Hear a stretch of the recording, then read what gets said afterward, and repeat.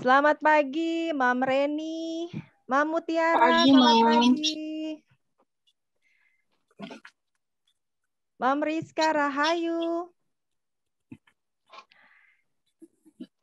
Jangan lupa untuk follow dan subscribe dulu ya, Mam ya, untuk Mam Academy di IG dan TikTok-nya, juga untuk Facebook Mam Academy. Ada YouTube-nya juga, Mam.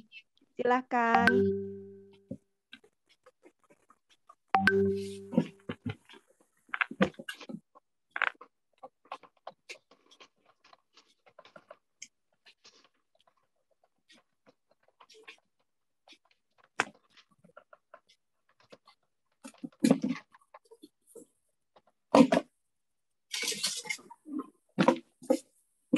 Waalaikumsalam, Mam Rizka Rahayu.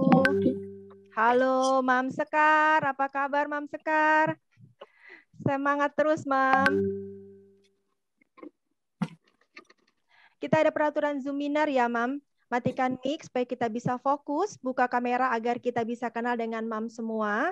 Bila ingin bertanya, bisa tulis di kolom chat dengan tulis nama dan regionalnya ya, Mam ya. Jangan lupa tuliskan juga nama IG Mam, setelah itu baru pertanyaan. Atau bisa juga untuk raise hand dan on cam. Oke, Mam.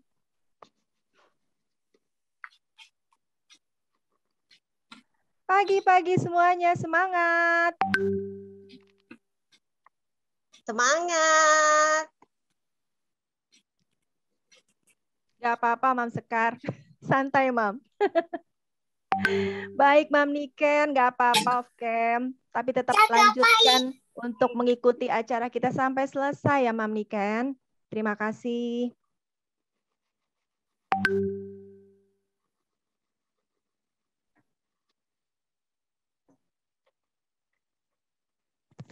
Pagi, Mam Reni.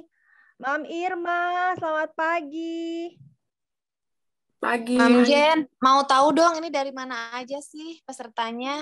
Oh iya. Boleh diajak kenalan. Baik, di sini untuk Mam Rizka. Mam Rizka dari mana, Mam Rizka? Mam Rizka. Mam Rizka Adini, dari mana, Mam? Selamat pagi.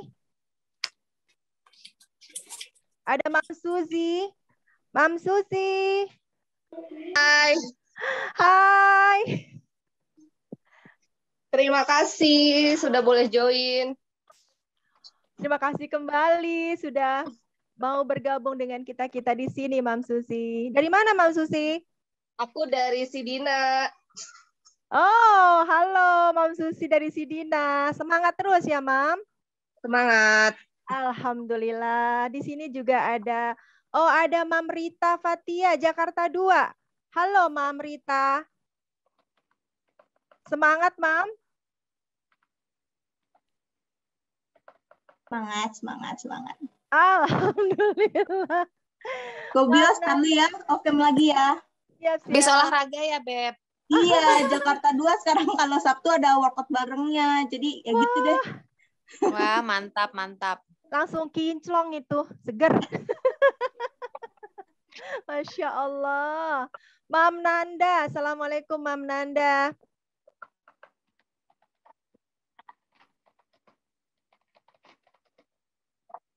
Mam Wenti. Selamat pagi, Mam Wenti. Assalamualaikum. Waalaikumsalam warahmatullahi wabarakatuh. Dari mana, Mam Wenti? Ini lagi anak juga lagi belajar online, jadi kayak terpisah-pisah. Oh, maminya juga ikut belajar online ya? Ya, nemenin karena masih Baik. Mam Wenti dari mana, Mam? Dari Tangerang Selatan. Tangerang Selatan. Selamat bergabung ya, Mam ya. Ikuti terus sampai selesai ya, Mam. Insya Allah. Amin.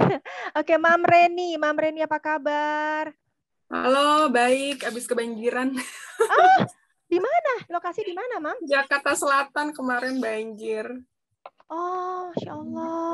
Di Jakarta 2. Baik, Ayah. Semoga semangat ya, tetap semangat pagi ini ya, Mam ya. Udah surut, udah beres semua. Alhamdulillah. Oke, selamat selamat belajar di sini. Semoga dengan hari ini mengikuti Zoom kita bisa sedikit terbantu untuk lebih happy nih, Mam. Lagi seneng nulis kebetulan. Alhamdulillah. Berarti harus Baru pantengin bikin terus blog acara kemarin kita. kan Jakarta 2 lagi apa tentang blog kan. Akhirnya aku bikin jadi lagi seneng-seneng nulis. Luar biasa. Semangat terus ya, Mam. Semangat. Oke, terima kasih, Mam. Yang dekat-dekatnya ya. Mam Rita Fatia, Jakarta 2. Dalam. Assalamualaikum. Pengen Anakku tahu banyak nih, kayaknya di sini. pengen tahu nih semangatnya kayak apa. Habis Apa olahraga. gimana? Gobios gerah. Ini bajunya tadinya abu-abu muda jadi abu-abu tua. Luar biasa. Mom Reni Semangat tadi ya, Mam. ditungguin nggak datang nggak apa-apa. Aku habis beres. Ya ngerti, kamu udah gobios dari malam. Dari semalam. Udah capek. Iya, tapi udah surut kan? Udah surut. Udah. Alhamdulillah, cepat. Iya, Mom Jen, gara-gara yang waktu itu yoga, terus kan banyak yang mau gerak lagi dong gitu. Waktu itu memang sempat Zumba, cuma kesininya kan kasihan karena yang member yang Zumba itu kebetulan punya baby kan, jadi nggak bisa. Kita bilang udah based on YouTube aja, tapi rame-rame. Soalnya kan gerak kalau nggak rame-rame, nggak gerak nanti kan. Ada yang malas, ada yang apa gitu. Oke deh, semangat ya, Mam ya. Iya, Ikuti thank terus you. sampai selesai ya. Oke. Oh, ada Mam Eka. Mam Eka Juniawati, Jakarta 1. Assalamualaikum, Mam Eka. Waalaikumsalam Om Jen. Maaf Om Kem ya. Nggak apa-apa. Terima kasih ya, Oke. Mam. Mau ikuti terus sampai selesai, Mam Eka. Siap Om. Mam Jen. Ya, Mam Jen, kayaknya Ya. sudah peserta sudah mulai sudah banyak banyak. ya. Kita buka aja ya. Baik. Ya. Bismillah, selamat belajar Mam semua. Terima kasih, Mam Elda. Halo semuanya, Assalamualaikum. Semangat semuanya ya, Mam ya. Waalaikumsalam. Waalaikumsalam. Alhamdulillah. Alhamdulillah semuanya sudah semangat. Alhamdulillah sekali. Saya ingin mengucapkan puji syukur kepada Allah Subhanahu wa taala yang sudah mempertemukan kita semua ya, Mam ya, walaupun hanya lewat Zoom nih, Mam. Suatu saat nanti kita akan bertemu offline insya Allah ya. Baik, pada kesempatan pada hari ini kami dari Mam Academy khususnya Tangerang 2 kita ingin mengadakan satu acara bertemanya itu adalah The Power of Writing Skill, Mam. Di sini kita akan memberikan informasi mengenai penulisan kepada Mam semua, khususnya untuk Mams yang mungkin ingin belajar menulis atau baru mulai untuk menulis. Seperti itu. Dan pertama-tama kami juga ingin mengucapkan terima kasih kepada Mam Widya Safitri selaku founder dari Mam Academy dan juga Mam Elda Elvira selaku Community Officer yang banyak sekali membantu saya sampai terselenggaranya acara ini. Dan ketua kami tercinta dari Regional 2, Mam Tri Ariningsi. Halo Mam Tri. Halo, Assalamualaikum warahmatullahi wabarakatuh, Mam Jen. Waalaikumsalam warahmatullahi wabarakatuh. Kami ingin minta Mam Tri untuk memberikan kata sambutan, Mam Tri. Silakan. Baiklah, puji syukur kehadirat Allah kita ucapkan. Terima kasih buat semua Mams yang sudah bersedia hadir hari Minggu ini. Semoga kita bisa belajar melalui menulis bagi yang pemula jadi bisa ya. Bismillah, semoga bermanfaat buat kita semua. Terima kasih Mam Jen. Yuk kita selamat menyimak. Bismillahirrahmanirrahim. Terima kasih. Terima kasih Mam Tri untuk sambutannya. Untuk Mam semuanya, kita ingin memberikan informasi dulu ya Mam ya. Nanti kami akan buka sesi pertanyaan ya Mam ya. Jadi Mam bisa bertanya melalui kolom chat dengan menyebutkan nama, Mama dari mana. Lalu kalau misalnya umum bisa sebutkan saja dari mana lokasinya. Setelah itu kita butuh nama IG Mam semua atau akun IG-nya. Setelah itu baru pertanyaan. Kita akan ada kompetisi nih Mam ya. Setelah acara nanti kita akan ada memilih 5 pemenang dari pertanyaan terbaik pada saat acara. Itu akan kita berikan saldo OVO masing-masing Rp25.000 Mam. Dan akan ada lagi kompetisi setelahnya Mam. Jadi kita akan ada review dari acara ini, tapi reviewnya berbeda nih Mam, karena kita sekarang ini temanya adalah menulis. Kita ingin Mam semua mereview acara ini dengan bentuk cerita. menceritakan bagaimana pengalaman Mam semua mengikuti acara ini. Akan terpilih 3 penulis cerita terbaik versi Mam Deka yang akan mendapatkan masing-masing 1 jamu tradisional empon-empon dari yututi.id, sehat segar semangat, dan 1 kerajinan rajut dari Rajutan Sikidal. 1 lagi pemenang 3 cake mini dari vanillacake.cibodas, rasanya bikin nagih. Acara ini disponsori oleh yututi.id, Rajutan Sikidal, dan Vanilla Cake Cibodas. Jangan lupa ikuti acaranya sampai selesai ya Mam ya. Baik, sebelum saya ingin memperkenalkan narasumber kami pada hari ini yaitu Mam Deka Amalia, saya ingin memberikan sedikit informasi mengenai profil dari Mam Deka Amalia ya Mam. Mam Deka Amalia penulis dan mentor menulis, mantan dosen Fakultas Sastra tahun 1990 sampai 2014, penulis dan mentor penulis dan writer-planner, founder komunitas penulis perempuan Rumah Literasi Deka Amalia, founder writer-planner klub penulis produktif 250 member aktif, owner dari founder lembaga pelatihan menulis yang telah diikuti ribuan peserta baik secara online dan offline sejak tahun 2013, yaitu lembaga Deka Amalia Writing Center. Peserta dari seluruh Indonesia dan luar negeri, Masya Allah. Telah menjadi narasumber di berbagai kegiatan literasi di seluruh Indonesia, bahkan hingga Malaysia, Singapura, dan Thailand. Telah memiliki 200 judul buku. Untuk Mam semuanya ingin kepoin Mam Deka Amalia, bisa langsung ke IG-nya Deka66 dan Facebook-nya Deka Amalia Ridwan. Baik Mam semuanya, kita akan panggilkan untuk Mam Deka Amalia. Assalamualaikum Mam Deka. Waalaikumsalam, selamat pagi, salam kenal semuanya. Selamat pagi. Kita sekarang manggilnya Mam ya. Biasanya saya manggilnya Mbak Deka. Boleh. Boleh apa saja. Mam, Masya Allah. Apa kabar nih Mam Deka? Kita udah lama nggak ketemu ya Mam? Iya, kita kenal udah lama banget ya, 2011 ya, apa 2012 ya, saya lupa. Saking lamanya. Masih muda-muda ya waktu kita kenalan dulu, Cia. Luar biasa. Sedikit informasi aja nih Mam untuk Mam Deka, ini adalah salah satu mentor menulis aku yang kebetulan kita juga pernah bikin buku bareng ya Mam ya dari komunitasnya Mam Deka. Jadi sedikit promosi jadinya nih, mungkin aja ada Mam di sini yang tertarik nantinya mau berkolaborasi membuat antologi ya Mam ya untuk kumpulan cerpen seperti itu. Mungkin sedikit saya ingin memberikan informasi ya mengenai tulisan yang pernah di-share waktu itu di-publish. Ini adalah di sini saya ikutan nulis loh Mam Deka, masih ingat gak buku ini? Oh iya, yang apa judulnya itu ya? Di sini ada romansa cinta ya. Cerita. Iya, itu udah romantis. Oh, lama banget ini. Satu lagi pada suatu Ramadan nih. Masya Allah, luar biasa.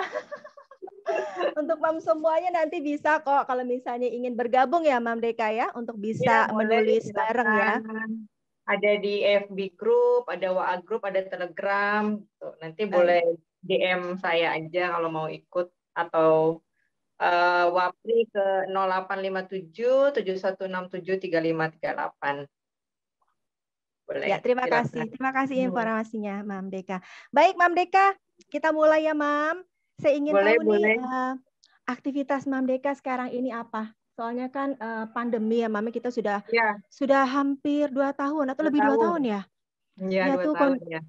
Dengan kondisi pandemi seperti ini, aktivitas Mam Deka kalau penulis pasti ya, mungkin proyek-proyek baru dan lain-lain bisa di-share di kami. Ya, sebetulnya mungkin hampir sama ya.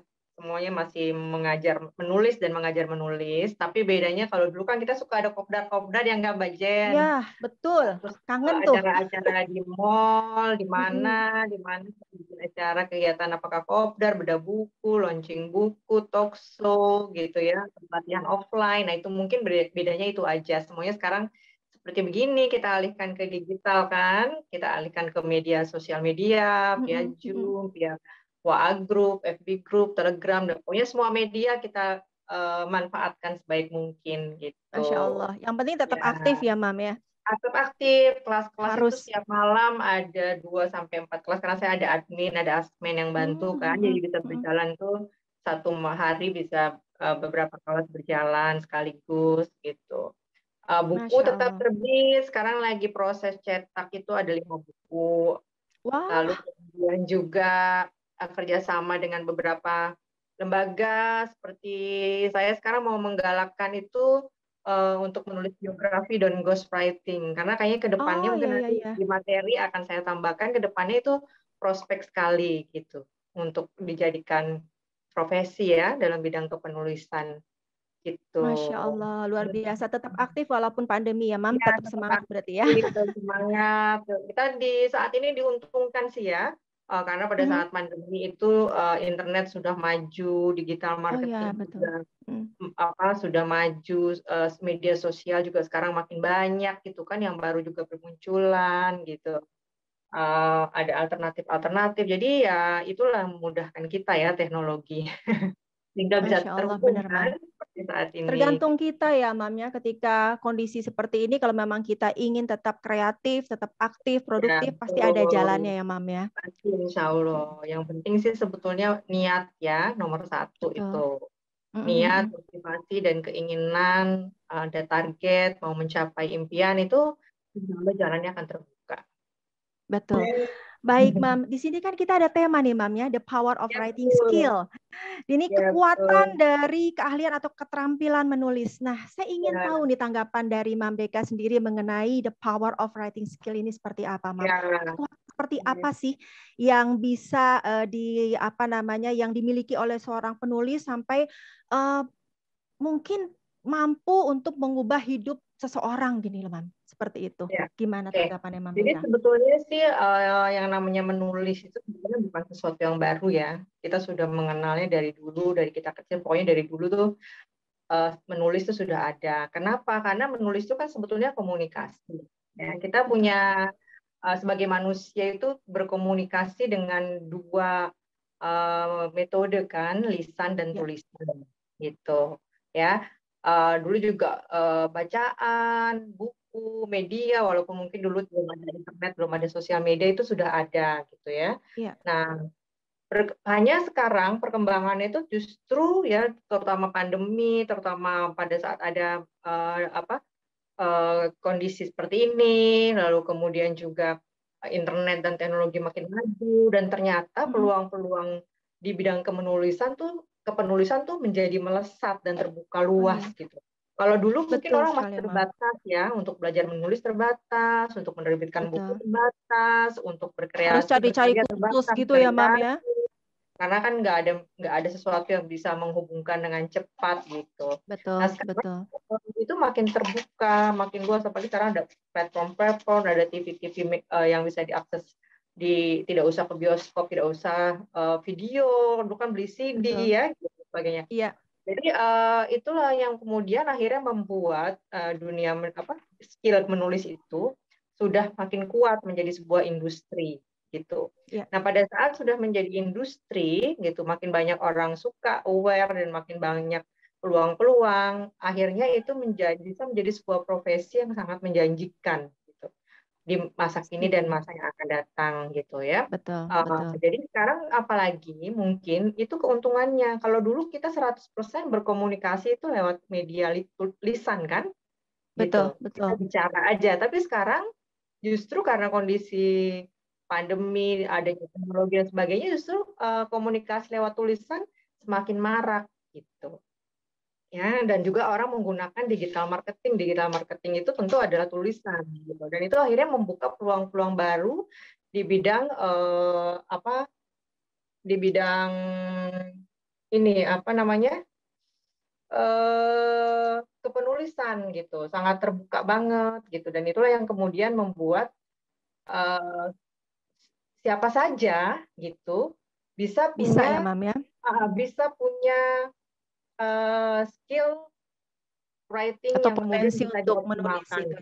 Bisa jadi prospeknya tuh sekarang dari anak-anak ya, sekarang segala usia. Jadi dari mulai semuanya anak-anak bisa sampai untuk nenek. menjadi penulis Itu ya. juga ada satu hal juga sih sebetulnya, tidak ada kata terlambat untuk memulai gitu. Jadi Betul. kalau misalnya mam-mam di sini udah usia segini, udah punya anak, udah ini nggak, itu tidak bisa dijadikan halangan karena banyak contoh orang yang sudah usia lanjut itu juga bisa memulai. Jadi cuma anak tangganya aja yang beda. Murid saya itu ada yang pensiunan banyak, ya, nenek-nenek yang udah punya cucu banyak gitu.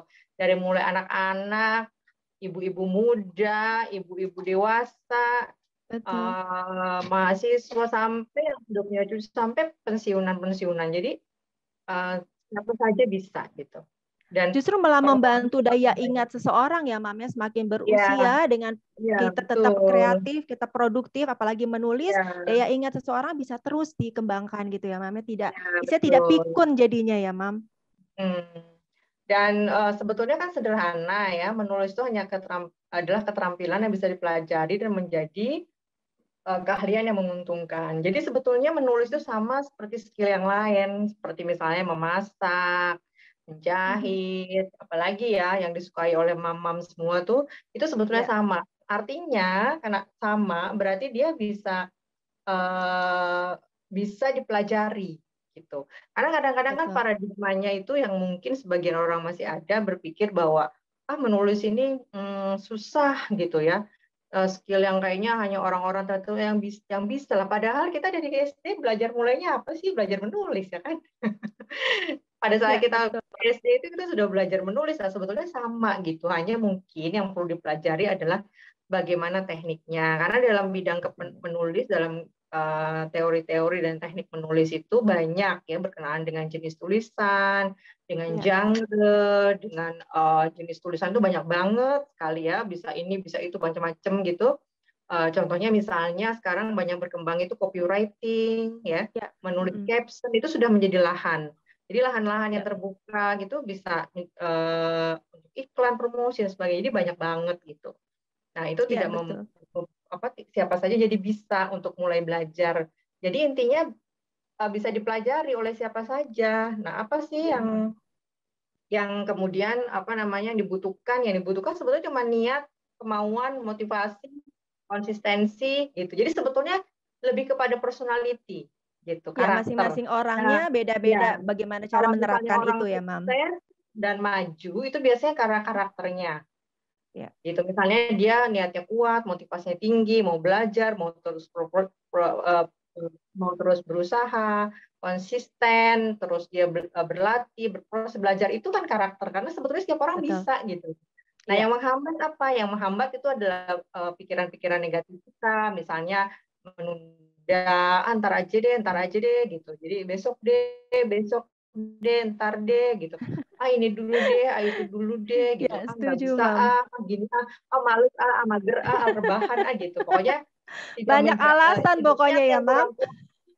Alasan. Nah, itulah yang kemudian menghambat seseorang tidak bisa maju di dalam sebetulnya dalam bidang apapun ya.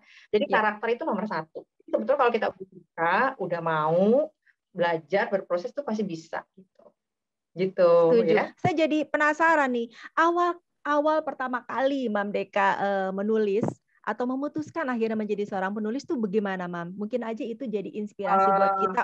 Seperti ini. Saya sebenarnya dari kecil sudah senang menulis. Tapi mungkin nggak harus seperti itu, karena ada juga orang yang baru mulai.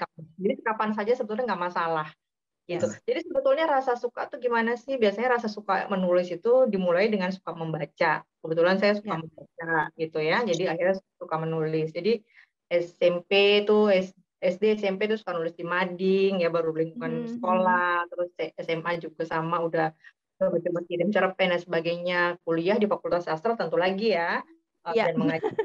Lagi pasti deh itu menulisnya. Nah, kalau misalnya saya kemudian memutuskan pensiun dini terus terjun ke dunia penulisan karena melihat peluang di 2011 itu pada saat saya buka-buka dan bikin kegiatan, kok banyak banget ya ternyata animonya bagus ya. Dan saya harus memilih kan, mau 100% karir sebagai dosen, hanya memberikan kemenulisan hobi, atau misalnya mau terjun. Tapi setelah saya pikir saya udah 20 tahun nih jadi dosen, jadi deh saya coba hal yang baru gitu. Akhirnya 2013 saya pensiun dini dan sampai sekarang konsisten gitu berkarir Masya di Allah. pendidikan dan sudah menjadikan Panggilan hati ya, Mam.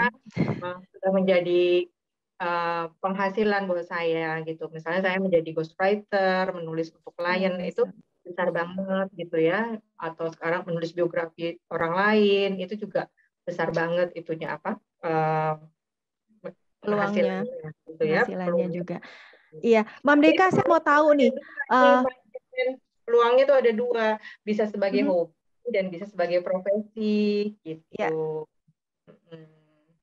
Mam Deka, saya mau tanya nih, mungkin dari sebagian di sini juga ingin tahu nih, sebenarnya yang bisa disebut sebagai penulis itu seperti apa sih, Mam? Dalam artian gini, apakah orang tersebut harus punya buku yang sudah diterbitkan dulu, baru setelah itu orang tersebut, oh dia itu penulis, atau seperti apa, Mam? Apa dengan menulis saja di Facebook bisa penulis gitu kan nggak juga ya, Mam, seperti itu? Ya sebenarnya semua orang boleh menjadi penulis, tapi penulis apa? Gitu kan? Ya ada, maksudnya tadi ada yang Mbak Zen bilang penulis pemula gitu ya. Yang baru mulai menulis, penulis pemula. Kalau hari sebentar saya ya ternyata lowbat nih. Charger mana sih, Pak?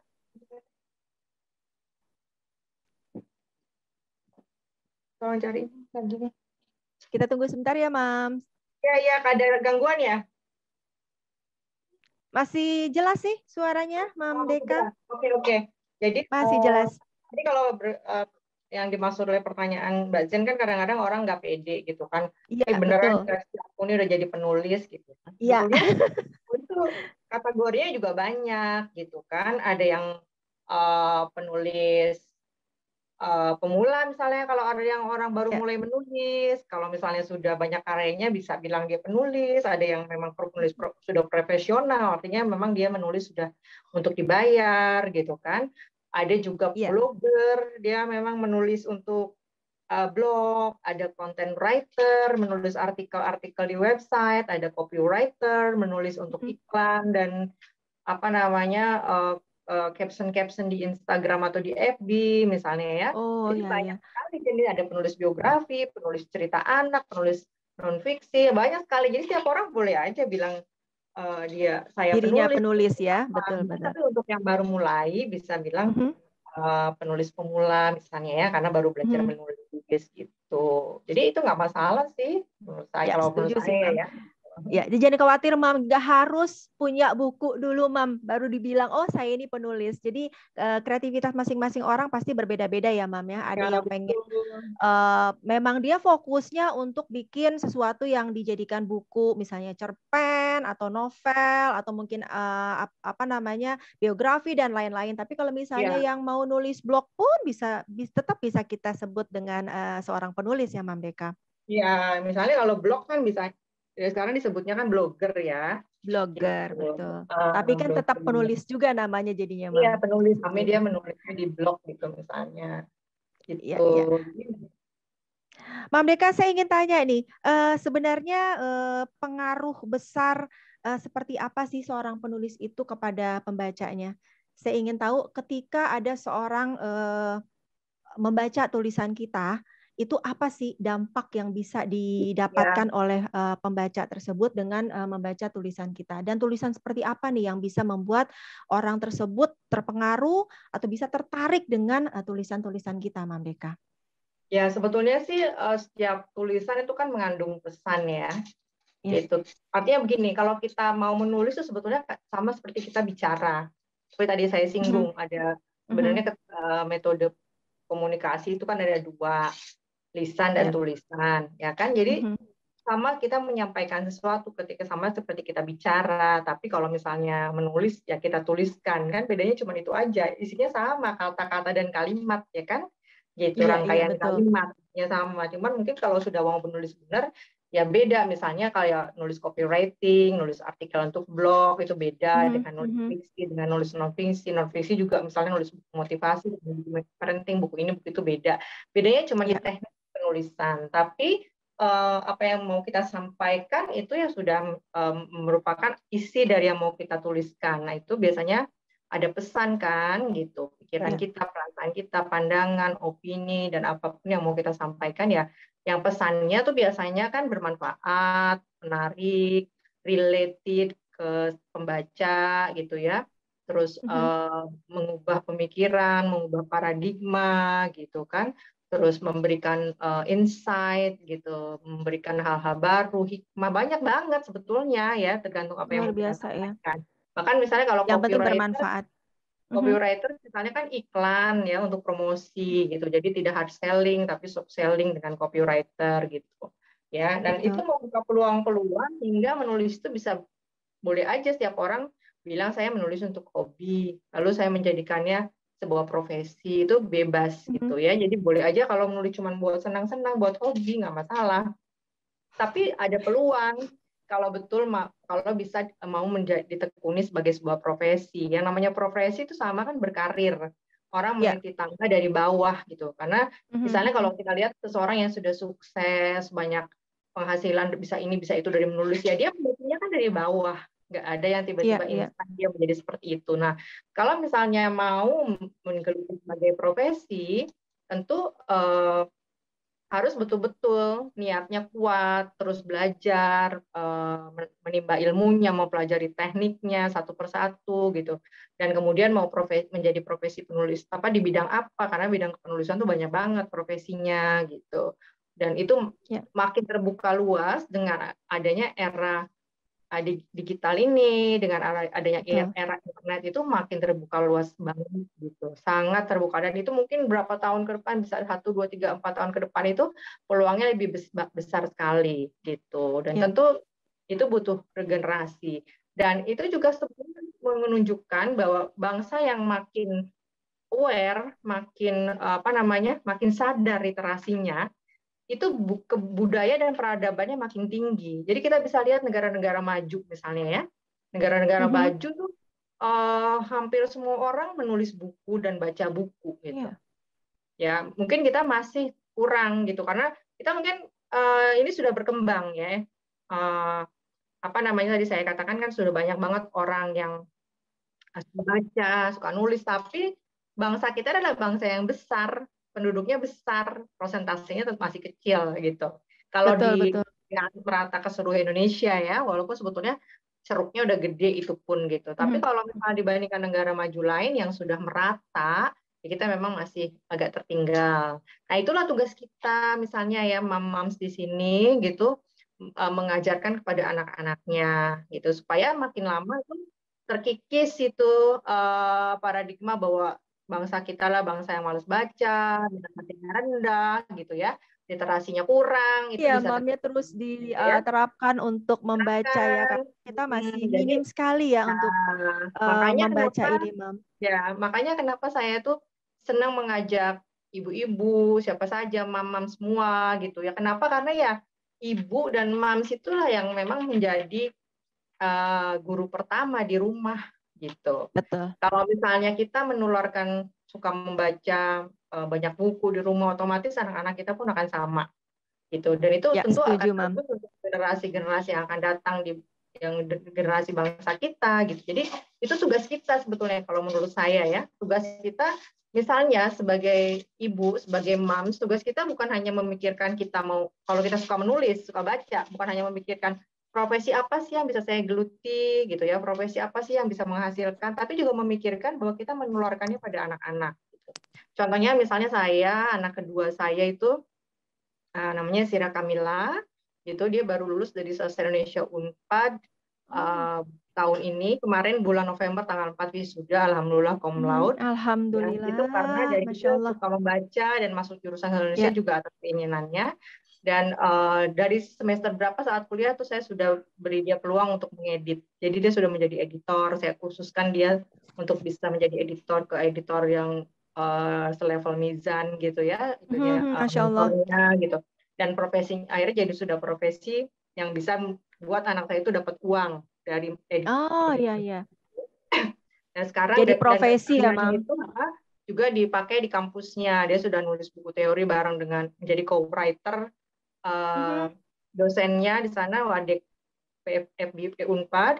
Sekarang alhamdulillah ditawari dosen. Sekarang lagi di Jatinangor, dia lagi proses mau untuk pendaftaran S2. Sudah luar biasa. Dan ditawarkan menjadi dosen serta menjadi editor untuk jurnal sebagai itu IT-nya ya. Jadi tugas misalnya saya menyontohkan diri saya, mohon maaf bukannya ria ya, tapi itu tugas kita memang misalnya saya profesinya menulis, mengajar, tapi saya lihat potensi anak saya adanya ini di antara 3 anak ini ya. Saya punya anak 3 perempuan kan, mana yang potensinya dia bisa saya kembangkan untuk menjadi profesi di bidang kepenulisan. Dan saya melihat itu pada anak kedua. Kayak ini, dia bukunya udah 4, walaupun baru antologi, dan sekarang juga saya dorong dia untuk menulis buku solo. Nah itu berarti Mam ini juga bisa berpikir seperti itu. Pasti bisa ya Mam ya, betul. Artinya berpikir, misalnya Mam masih punya anak yang kecil, yang Mbak Lita, atau SD, SMP usia bisa berapa, memberikan contoh untuk anak-anak ya Mam ya. Dimulai dengan memberikan bacaan, dan itu percaya deh ya, insya Allah gitu ya, itu dia akan datang anak itu akan menjadi skill yang bermanfaat buat dia gitu. Betul. Karena saat ini dengan dunia yang kompetitif sekarang ini, angkatan kerja itu setiap tahun banyak banget gitu ya. Orang yang mau melamar pekerjaan itu kan nggak susah banget sekarang kan, mau jadi ASN, mau jadi itu susah banget. Dan apa sih yang bisa menjadi kelebihan anak-anak kita ya, kita memberikan skill selain akademik, selain ijazah tentu penting, akademik penting, tapi dia harus punya skill gitu. Apa skillnya? Ya skillnya kita sesuaikan dengan minat dan bakat anak. Nah seringkali orang berpikirnya juga keliru, berpikirnya bahwa kayaknya bakat itu turun dari langit gitu, atau bawaan lahir gitu ya. Padahal minat dan bakat itu bukan bawaan lahir, mungkin ya ada anugerah, ada berkah gitu dari lahir, tapi itu juga bisa kita dorong, bisa kita berikan motivasi, bisa kita berikan peluang. Jadi orang kan Allah biasa karena bisa, orang yang cinta karena sayang karena dia dekat gitu. Nah kita dan harus diasah juga kan ya Mam? Ya harus diasah. Itu bahkan saya punya murid saya itu yang autis ya. Kayaknya Mbak Jen juga pernah ketemu deh, Virus. Pernah, iya. Nah, gitu ya, luar biasa dia menulis bukunya, luar biasa banget. Dari kelas 2 atau kelas 3 ya, sampai dia kuliah belajar sama saya itu. Dan sekarang buku solonya ada 4, 2 bukunya itu terbit di toko Gramedia, bahkan sudah diterima oleh Menteri ya, karena Menteri Pemberdayaan Perempuan kalau nggak salah. Terus sekarang sudah berani tampil menjadi narasumber di berbagai kegiatan-kegiatan untuk anak-anak yang berkebutuhan khusus gitu ya. Luar biasa. Gitu ya. Jadi bangga ibunya. Dulu mungkin Mbak Jen ingat waktu kita tahun 2015 ada bedah buku bersama di Blok M, itu buku pertamanya. Itu pertama kali saya ketemu Mam Deka. Itu masih nggak berani bicara dia kan, masih nunduk, takut tidak ada eye contact. Nah sekarang sudah berani tampil sebagai narasumber, sudah bikin pelatihan sendiri gitu. Sekarang sudah kuliah anaknya. Jadi itu menunjukkan bahwa sebetulnya kalau kita mendorong anak kita untuk memiliki skill tertentu itu bisa gitu. Bisa banget, tapi tentu jangan dipaksa, jangan dimarahin ya. Mam, betul. Jangan dipaksa, tapi dirangsang gitu. Lebih pada dirangsang, ditumbuhkan minatnya, didampingi gitu ya, sehingga kemudian dengan begitu dia tumbuh dengan sendirinya, rasa cintanya, rasa sukanya terhadap sesuatu tuh tumbuh dengan sendirinya gitu. Ya, karena profesi yang menulis tuh banyak banget gitu, bisa dia jadi blogger itu duitnya banyak loh, jangan salah ya. Wah kayaknya ada yang pengen jadi blogger kalau gitu di sini nih. Copywriter sekarang juga udah jadi profesi ya, sekarang tuh pengusaha UKM aja bahkan ya dia sudah pakai copywriter, karena misalnya dia nggak tahu mau nulis iklan apa, promosi di Instagram, di Facebook gitu ya, atau di fanpage dan TikTok dan sebagainya, dia udah pakai copywriter gitu. Ada juga penulis biografi, dia nulis seperti saya sekarang menekuni buku biografi, ada tokoh-tokoh yang sedang saya kerjakan sekarang ini gitu ya, menulis buku biografi tokoh, ada ghostwriter menulis buku untuk klien dan dibayar, dan itu uangnya puluhan juta gitu ya. Nah luar itu biasa. Peluang-peluang itu luar biasa banget gitu. Misalnya bisa dimulai skill itu dengan menulis kayak buku antologi, menulis 5 halaman, jadi bertahap gitu sampai kemudian bisa punya buku sendiri. Nah, kedepannya mungkin sekarang ini kan juga ya pemerintah, terus kayak Dinas pariwisata atau swasta itu juga sudah mulai membuka peluang-peluang. Lihat aja dia berbagai macam kesempatan itu sekarang banyak banget gitu. Apalagi sekarang ada platform-platform yang kemudian kalau kita nulis itu kita langsung dibayar gitu. Ada media-media online yang kita kirim artikel juga dibayar gitu. Ya. Jadi di rumah Banyak aja di sekali depan peluangnya laptop ya. itu antara kesibukan kita sebagai ibu rumah tangga yang merawat anak gitu. Nah, itu bisa menjadi salah satu alternatif untuk menjadikan lahan penghasilan gitu. Dan tentu sama seperti karir ya, tentu semuanya tidak langsung besar, tapi kita jalani bertahap. Sekarang menurut saya itu yang rajin ikut pelatihan saya itu udah ada yang jadi ke pre-writer, blogger juga banyak yang ikut kelas saya. Sekarang juga saya lagi buka kelas blog ya untuk blogger gitu, menulis artikel untuk blog. Terus ada juga yang sudah buka kelas sendiri gitu ya, menjadi mentor menulis gitu. Ada yang kemudian dia nerbitin buku. Jadi udah banyak juga sih murid-murid saya yang mentas gitu ya. Dan sebagai ya luar biasa, Mam. Senang ya, bangga dia gitu seperti itu. Jadi banyak banget deh peluangnya gitu. Ya, Mam Deka ini sudah banyak pertanyaan nih, Mam Deka. Itu ya, mungkin banyak banget ya. Tertarik untuk jadi penulis sepertinya. Baik, kita buka kita bacakan dulu pertanyaannya dan Mam Deka bisa langsung menjawab ya, Mam ya. Di sini untuk pertanyaan ada Ed Herni dari Moma Tangsel. Moma Tangsel 1, Mam Deka bagaimana membuat impactful writing tapi juga tetap ada warna diri sehingga lebih otentik. Lalu bagaimana bisa konsisten nulis di blog? Soalnya sejak era Instagram saya jadi lupa sama blognya. Terima kasih, Mam. Seperti itu, Mam Deka, bisa dijawab langsung. Ya. Jadi sebetulnya sih setiap orang tuh bisa punya ciri khas sendiri gitu. Tapi untuk menemukan ciri khas atau kelebihan-kelebihan diri itu juga butuh proses gitu. Ya, jadi kita bisa mencoba-coba dulu kalau untuk pemula ya, coba-coba dulu nih belajar ini, belajar itu. Tapi coba-coba juga bukan coba-coba yang sia-sia ya, karena yang namanya ilmu itu nggak ada yang sia-sia. Gitu. Karena ilmu itu membentuk seseorang makin profesional, makin skillnya makin mahir, itulah dari apa yang kita pelajari. Tapi misalnya kita belum tahu nih, ya kita sukanya apa, bisanya apa, mau jadi apa, gitu. Nah, itu kan harus nyemplung dulu, gitu, untuk mencari tahu, gitu. Kan kita nggak mungkin ada di pinggiran aja cuma ngeliatin aku mau apa ya, aku bisa apa ya, tapi hanya bertanya-tanya terus, gitu, nggak akan menemukannya sampai kapanpun juga. Tapi harus coba gitu belajar, mau belajar apa ya, coba deh kayaknya bagus, ini bagus, dipelajari satu persatu. Nah, dalam proses itu gitu sambil belajar tentu harus mulai menulis apa saja ya, menulis misalnya bisa nulis status dulu gitu ya, atau ikutan proyek-proyek antologi gitu ya, diterbitkan bukunya, ikut-ikut gitu dulu gitu sambil terus belajar. Nah, pada proses itu nanti akan lama-lama akan menemukan ciri khas sendiri. Misalnya kalau mau jadi blogger, udah misalnya nih ada yang suka masak gitu, bikin blog yang niche-nya blog food blogger gitu kan. Ya udah deh isinya masak. Itu kan sudah menemukan ciri khas. Tapi misalnya sekarang banyak kan blog masak, itu bisa jadi ciri khas lagi. Misalnya saya maunya masak rumahan, maunya masak pasta, maunya masak cake, itu udah lebih mengecil lagi gitu. Nah, dalam proses itulah semuanya kita akan menemukan gaya style penulisan kita yang otentik, yang original gitu. Nah, satu hal sih yang harus kita pegang gitu, untuk bisa menemukan itu kita harus betul-betul menulis dari hati dan hasil karya sendiri. Jangan satu kali pun kita kopas, jangan satu kali pun kita ambil tulisan orang lain gitu ya.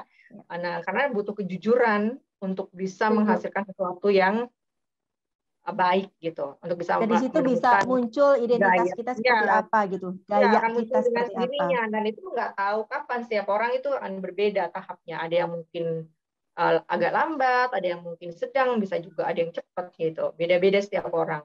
Tergantung proses dan juga tergantung bagaimana dia menargetkannya gitu. Jadi gini, kalau misalnya kita sudah memutuskan nih, mau deh aku nih terjun ke dunia penulisan, menjadi blogger, menjadi penulis, menjadi apapun gitu. Dan setiap hari itu harus dilakukan, harus jadi agenda. Misalnya meluangkan waktu setengah jam, 1 jam gitu untuk untuk menulis, untuk belajar tentang penulisan, untuk apapun ya tiap hari harus diluangkan gitu. Jadi nggak bisa nanti deh kalau ada waktu, nanti deh kalau sempet gitu. Seminggu sekali, 2 minggu itu nggak akan kemana-mana gitu. Jadi itu prosesnya tergantung konsistensi kita dalam melakukannya gitu. Itu sudah menjawab sepertinya ya. Lalu bagaimana bisa konsisten nulis di blog? Jadi benar-benar harus konsisten ya, Mam ya. Tidak boleh menunda-nunda. Blogger itu udah banyak banget ya. Jadi kompetitornya juga udah lumayan. Nah, berarti kan kitanya juga harus lebih konsisten. Sekarang itu ada yang sehari bisa tayang 1 artikel di blognya, dan itu luar biasa banget, dan itu bersaingnya dengan seperti mereka gitu kalau memang mau jadi profesional ya gitu. Atau misalnya minimal 2 hari sekali gitu, ada nulis aja apa aja yang disukai dulu gitu, karena pada saat kita banyak, artinya gini, ini kalau namanya sosial media itu ada namanya algoritma ya.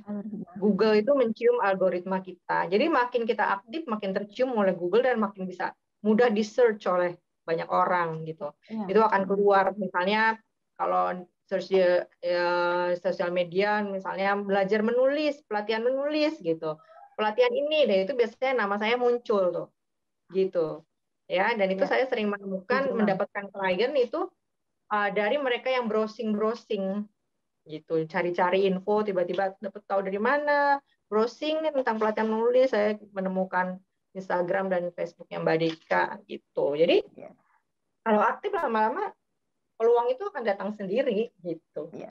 Bagaimana Mam Herning? Aktif saja Mam untuk menulis, nantinya akan konsisten sendiri di blognya itu ya Mam ya. Jadi jangan menunda-nunda seperti itu. Oke, kita akan lanjutkan untuk pertanyaan selanjutnya. Di sini dari Mam Reni Jakarta 2 mau tanya, seberapa penting writing skill berperan dalam dunia digital marketing di Indonesia? Dan apakah gaya penulisan menyesuaikan perkembangan zaman atau ada prosedur bakunya, Mam? Seperti itu. Sebetulnya peluangnya justru makin besar gitu. Karena yang namanya digital marketing dia perlu tulisan. Walaupun meskipun ada video, ya butuh biasanya kan orang bikin video tuh kan dia butuh caption kan gitu, nggak cuma video aja tapi dia butuh caption gitu, jadi menulis captionnya gitu, jadi makin besar sih peluangnya gitu. Tadi pertanyaan kedua apa? Pertanyaan kedua, apakah gaya penulisan menyesuaikan perkembangan zaman atau ada prosedur bakunya? Sebetulnya sih kalau namanya ilmu menulis tuh sudah baku dari zaman dulu. Cuman dia lebih berkembangnya lebih fleksibel, terus juga lebih tidak by the book gitu ya. Misalnya kayak menulis fiksi sekarang sudah tidak terlalu ketat, nggak usah nulis kayak sastra-sastra yang berat, tapi yang ringan-ringan aja udah bisa jadi karya fiksi gitu, cerpen-cerpen ringan. Sekarang juga ada orang yang berani menerbitkan quotation-nya dia gitu ya. Dia bikin quotation dikasih gambar, dikasih apa jadi buku gitu. Jadi sebetulnya peluangnya makin banyak dan bisa jadi itu pergerakannya juga ada saja, dan mungkin tugas kita ya kita melihat peluang-peluang itu, makanya sering buka-buka aja sosial media apa sih yang lagi tren sekarang, orang bikin apa sih gitu ya. Jadi itu sebutnya namanya riset gitu. Jadi kalau misalnya kita di bidang kepenulisan, kita juga harus riset gitu. Risetnya biasanya cuma pakai jempol sih gitu ya. Lebih mudah sekarang ya, Mam? Iya, contohnya misalnya kita mau bikin judul, kita juga cari-cari gitu. Udah banyak belum nggak sih judul yang kayak gini? Kalau udah banyak ya jangan, berarti kan pasaran. Kita harus cari judul yang jarang dipakai, atau kalau misalnya banyak yang dipakai kita ubah sedikit, itu karena ada yang namanya ATM. ATM itu bukan plagiat ya, amati, tiru, modifikasi gitu. Kalau modifikasinya plagiat, itu betul. Kalau misalnya plagiat tuh kita benar-benar kopas gitu, nah itu namanya plagiat ya. Tapi kalau kita ATM, kita amati, kita tiru, kita modifikasi. Contohnya apa sih yang gampang aja deh? Bakso kan udah ada dari zaman dulu ya, tapi orang bisa modifikasi menjadi bakso yang berbeda, bakso keju lah, banyak sekarang bakso inilah, bakso apalah gitu, cireng ini, cireng itu, itulah namanya kreativitas. Jadi kreativitas itu sebetulnya ATM karena tidak ada yang baru di bawah langit biru gitu ya. Jadi bisa disesuaikan dengan perkembangan zaman ya. Kita sesuaikan dengan pengalaman apa sih yang lagi trennya nih gitu. Ya. Itu bisa kita riset, bisa kita buka-buka. Dan biasanya sih kalau kita sering aktif di berbagai media, komunitas seperti misalnya Moms di Moms Academy ini, biasanya akan bisa punya wawasan yang lebih luas gitu ya. Karena memang kalau kita sendirian itu kan kita kayak keong gitu kan, ngumpet aja ya. Tapi kalau kita ngumpul, kita terjun, kita bergaul, itu biasanya juga bisa menumbuhkan banyak ide gitu. Karena interaksi itu juga merangsang kreativitas gitu. Oke, Mam semuanya yang ingin bertanya langsung aja Mam di chat. Jadi tuliskan dulu namanya. Setelah itu Mam dari regional mana. Kalau seandainya umum sebutkan aja dari lokasinya di mana. Setelah itu baru akun IG-nya dan pertanyaan. Lanjut untuk pertanyaan ya Mam Deka. Ya, silakan. Di sini saya ingin bertanya lagi, membacakan pertanyaan lagi dari Mam Sari. Mam Sari, Moma Jateng. Mau tanya bagaimana membentuk karakter tulisan copywriting iklan produk terselubung. Nah, gimana tuh, Mam? Kalau copywriting itu sebetulnya ada tekniknya sih. Ya, jadi memang masih belajar dulu untuk bisa menjadi copywriter. Karena ada beberapa teknik kayak misalnya menulis dengan AIDA gitu ya, itu ada singkatannya dan ada caranya menulis dengan soft selling, teknik soft selling, teknik hard selling. Ya kalau misalnya mau nanti bikin aja Moms Academy pelatihan copywriter, boleh nanti saya akan sampaikan karena untuk bisa menulis copywriting yang baik, yang benar, itu ada teknik-teknik sendiri gitu. Sebenarnya copywriter juga bukan hal yang baru. Kalau misalkan, tapi dulu hanya digunakan oleh mereka yang kerja di advertising gitu ya. Jadi kalau misalnya lu teman-teman nonton iklan di radio, nonton iklan di TV, dengerin iklan di radio, baca iklan di majalah, baca iklan di koran, itu adalah hasil kerjaannya copywriter. Cuma bedanya sekarang setelah era digital ini, setiap orang bisa menjadi copywriter. Nah, sekarang bahkan ya, saya juga menjadi mentor tetap di beberapa UKM, beberapa komunitas bisnis, komunitas wirausaha, komunitas bisnis, komunitas UMKM, womanpreneur dan sebagainya. Saya menjadi salah satu mentor yang memberikan materi copywriter untuk UMKM. Jadi sekarang juga wirausaha UMKM sudah disadarkan bahwa sebagai owner gitu ya, dia juga harus tahu copywriter harus bisa self branding gitu. Jadi kalau asal nulis status nggak asal nulis status saja, gimana nulis status, bikin caption yang bisa mengangkat brandnya, personal brandingnya sebagai owner, brandnya, produknya yang dia miliki gitu. Jadi dan itu nggak bisa dijawab dengan beberapa detik, beberapa menit ya karena tekniknya ada dan biasanya membutuhkan misalnya kalau di Zoom cuman diskusi, tapi untuk latihannya biasanya saya buka waktu sekitar 1-2 minggu dan langsung praktek gitu. Misalnya 2-3 minggu gitu praktek, Moms itu udah belajar dijelaskan di Zoom seperti ini, khusus ya membahas copywriter misalnya selama 2 jam, tidak bicara yang lain, hanya teknik copywriter, nanti masuk waktu, langsung praktek, langsung latihan, langsung posting dan reviewnya apa yang Moms posting di sosial media gitu. Jadi untuk copywriter ada jawabannya, ada teknik tersendiri yang harus dipelajari gitu. Ya. Mam Sari, nanti kita belajar lagi ya Mam, semoga aja kita ada grup sendiri nih Mam untuk kita bisa belajar. Oke Mam Sari, terima kasih pertanyaannya.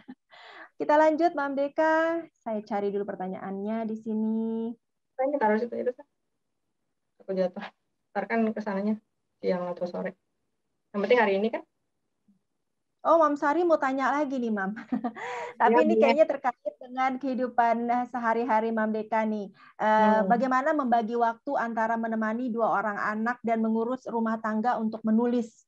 Waktu yang pas untuk menulis kira-kira kapan waktunya? Mungkin intinya itu.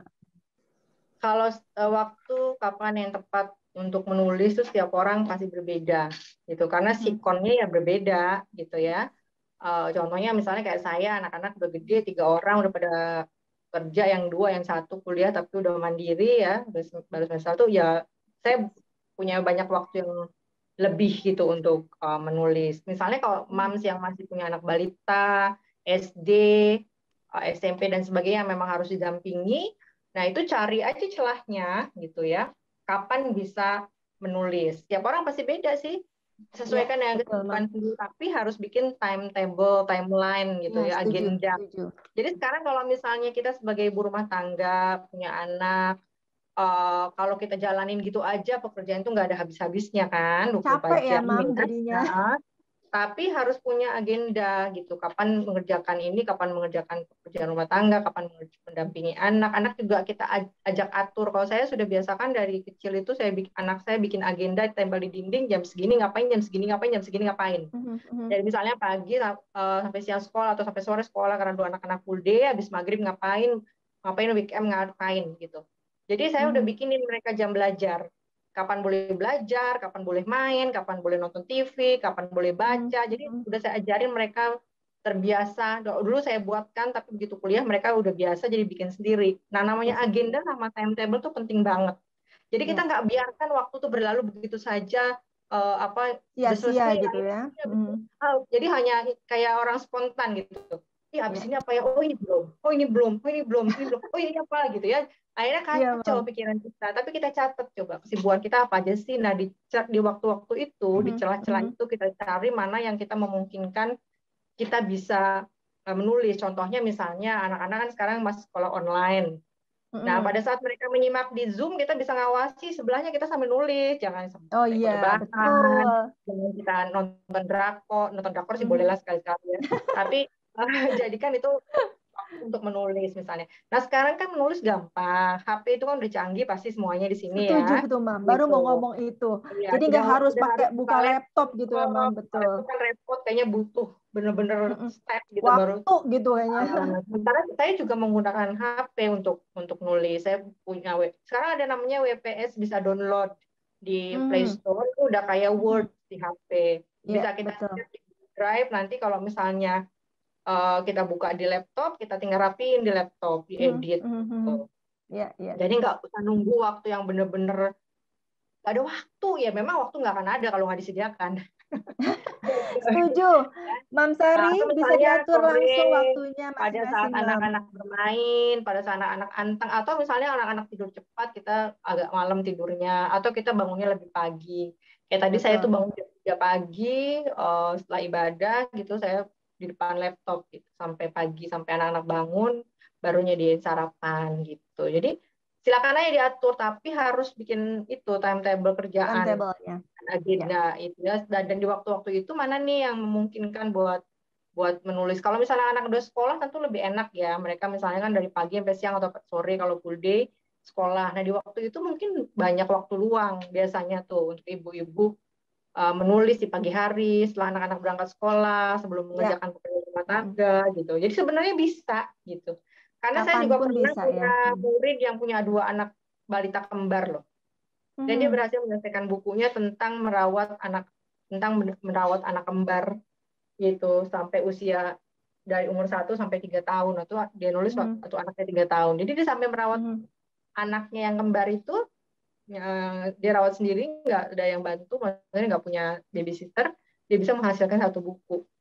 Judulnya luar biasa. Apa ya saya lupa. Pokoknya tentang bagaimana merawat anak bayi, tapi lupa. Pokoknya tentang bayi kembar lah.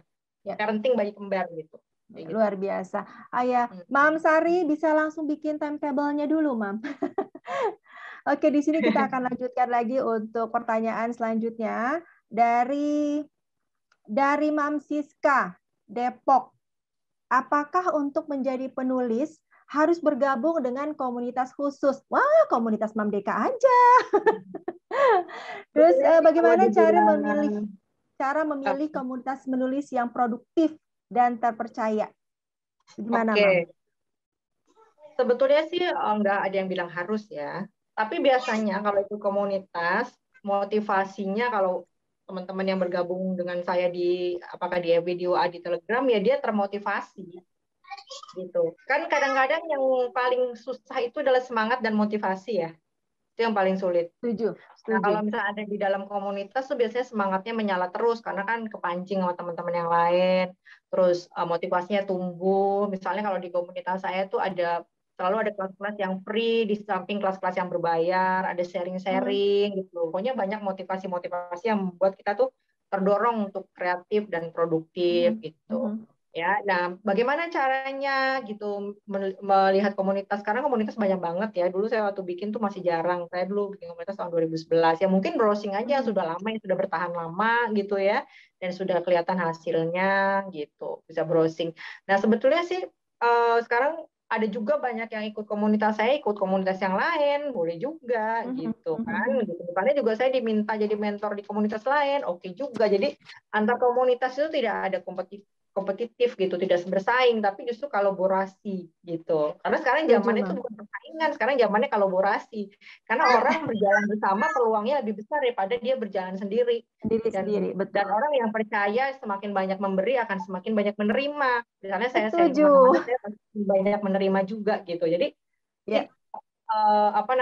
hal-hal baik gitu, yang hal-hal baik dan positif yang bisa kita tumbuhkan, yang bisa kita jaga dan kita tumbuhkan bersama. Jadi bukan main sikut-sikutan antar komunitas, main hebat-hebatan, nggak zaman kayak gitu. Tapi zamannya kolaborasi. Karena itu saya selalu terbuka kalau siapa saja. Bahkan ada komunitas yang menjadikan saya mentor tetap. Saya dalam waktu berkala sering diminta, Mbak Dika sering sharing lagi dong sini, ayo gitu ya.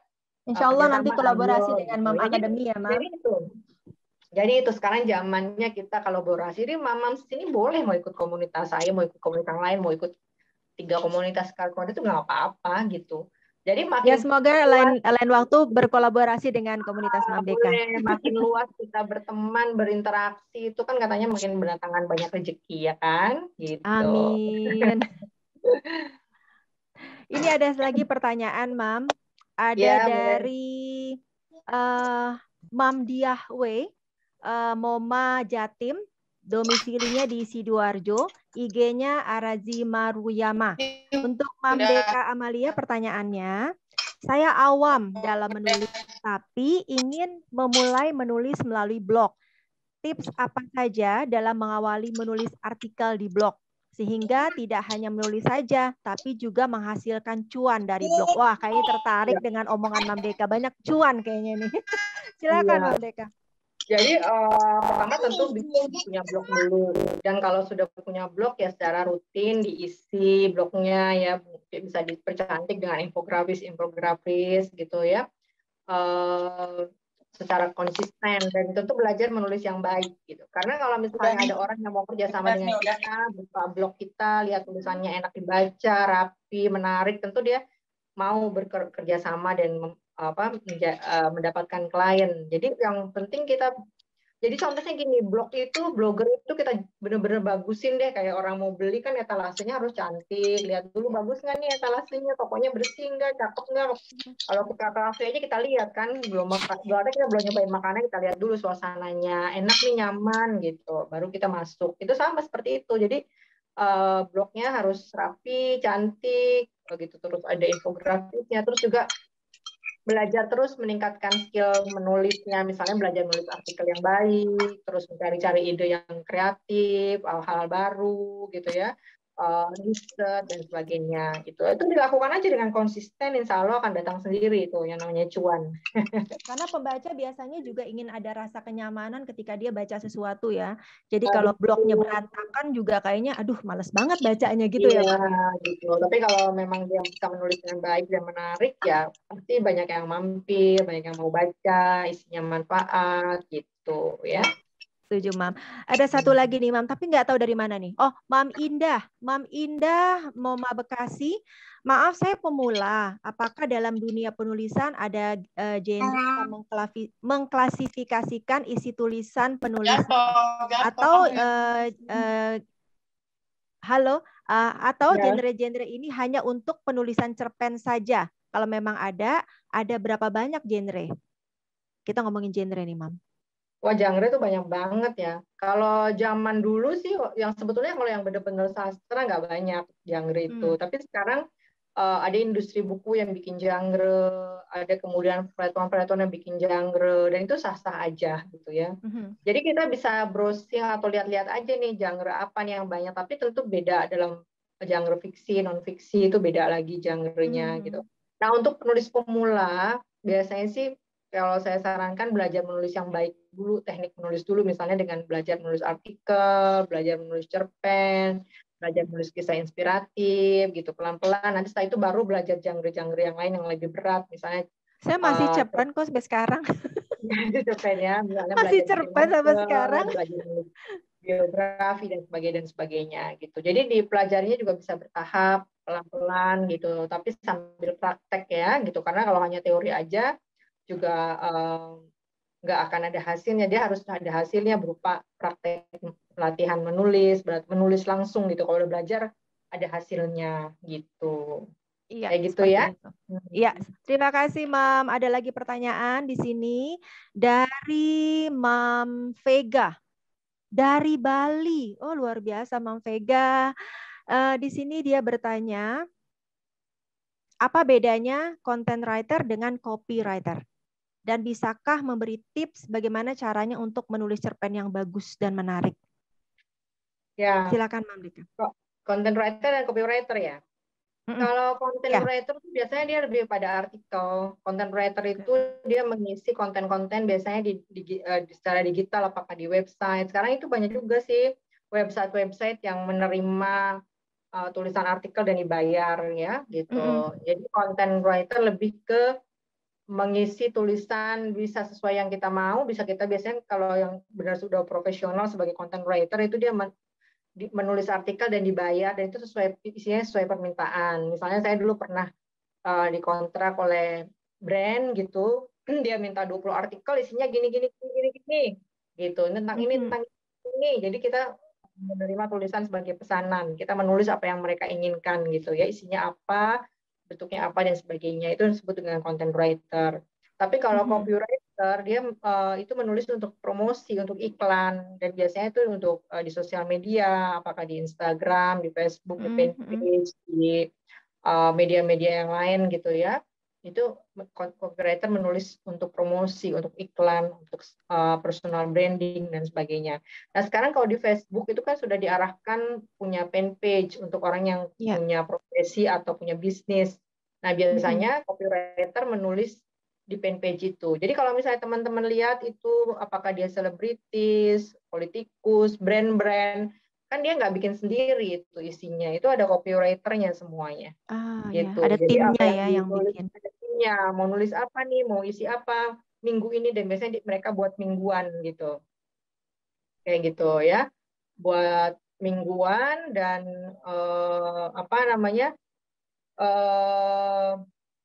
isinya apa aja, tujuannya apa, untuk apa, dan sebagainya gitu.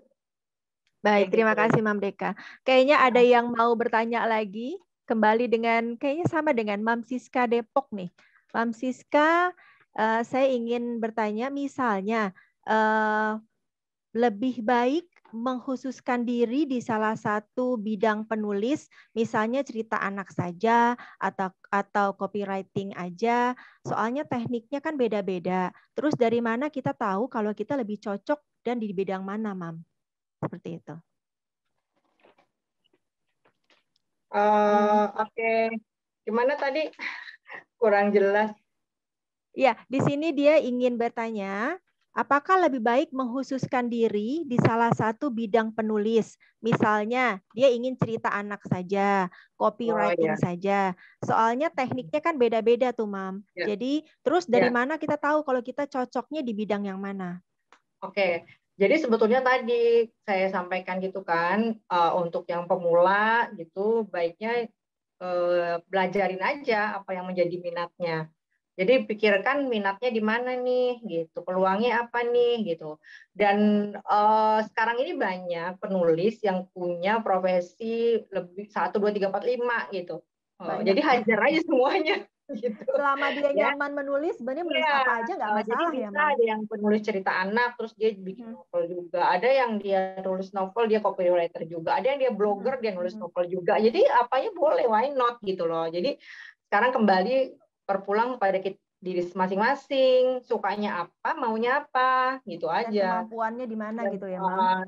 Kalau mampu sih insya Allah akan bisa ya, semuanya kalau mau gitu. Jadi tinggal mau aja sih, kalau mau pasti mampu gitu. Karena itu seperti saya katakan tadi, menulis itu keterampilan yang bisa dipelajari dan bisa akan menjadi mahir kalau benar dipelajari dan berproses gitu. Jadi untuk menjadi mahir harus belajar dan mau berproses, berlatih terus gitu. Nyemplung istilahnya, sama sih kayak orang berenang.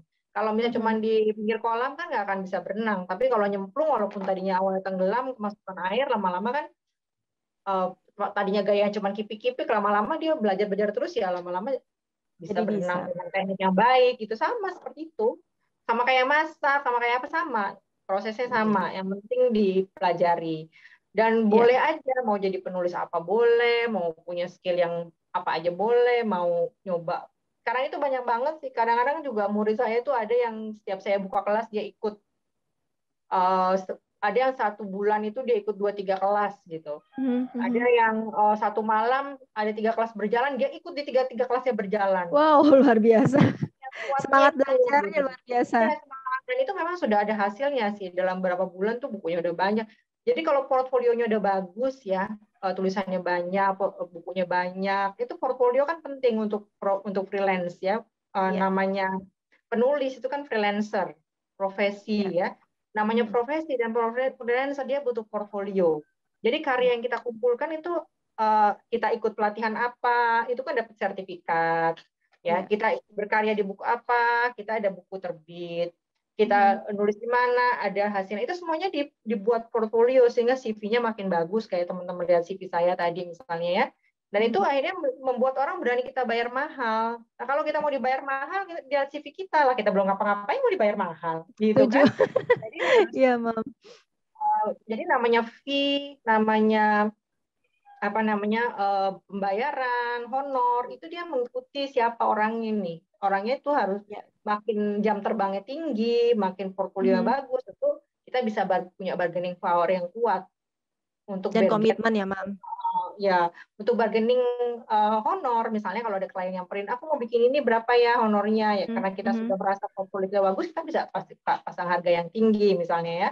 Dan kliennya lihat, oh iya nih udah begini ya, dia jam terbang ini oke deh. Tapi kalau kita portfolio yang belum apa-apa, mesti siapa sih nih gitu begini gitu. Itu hal yang wajar dimanapun ya. Sama di bidang apapun seperti itu. Gitu. Jadi kalau memang kita mau mendapatkan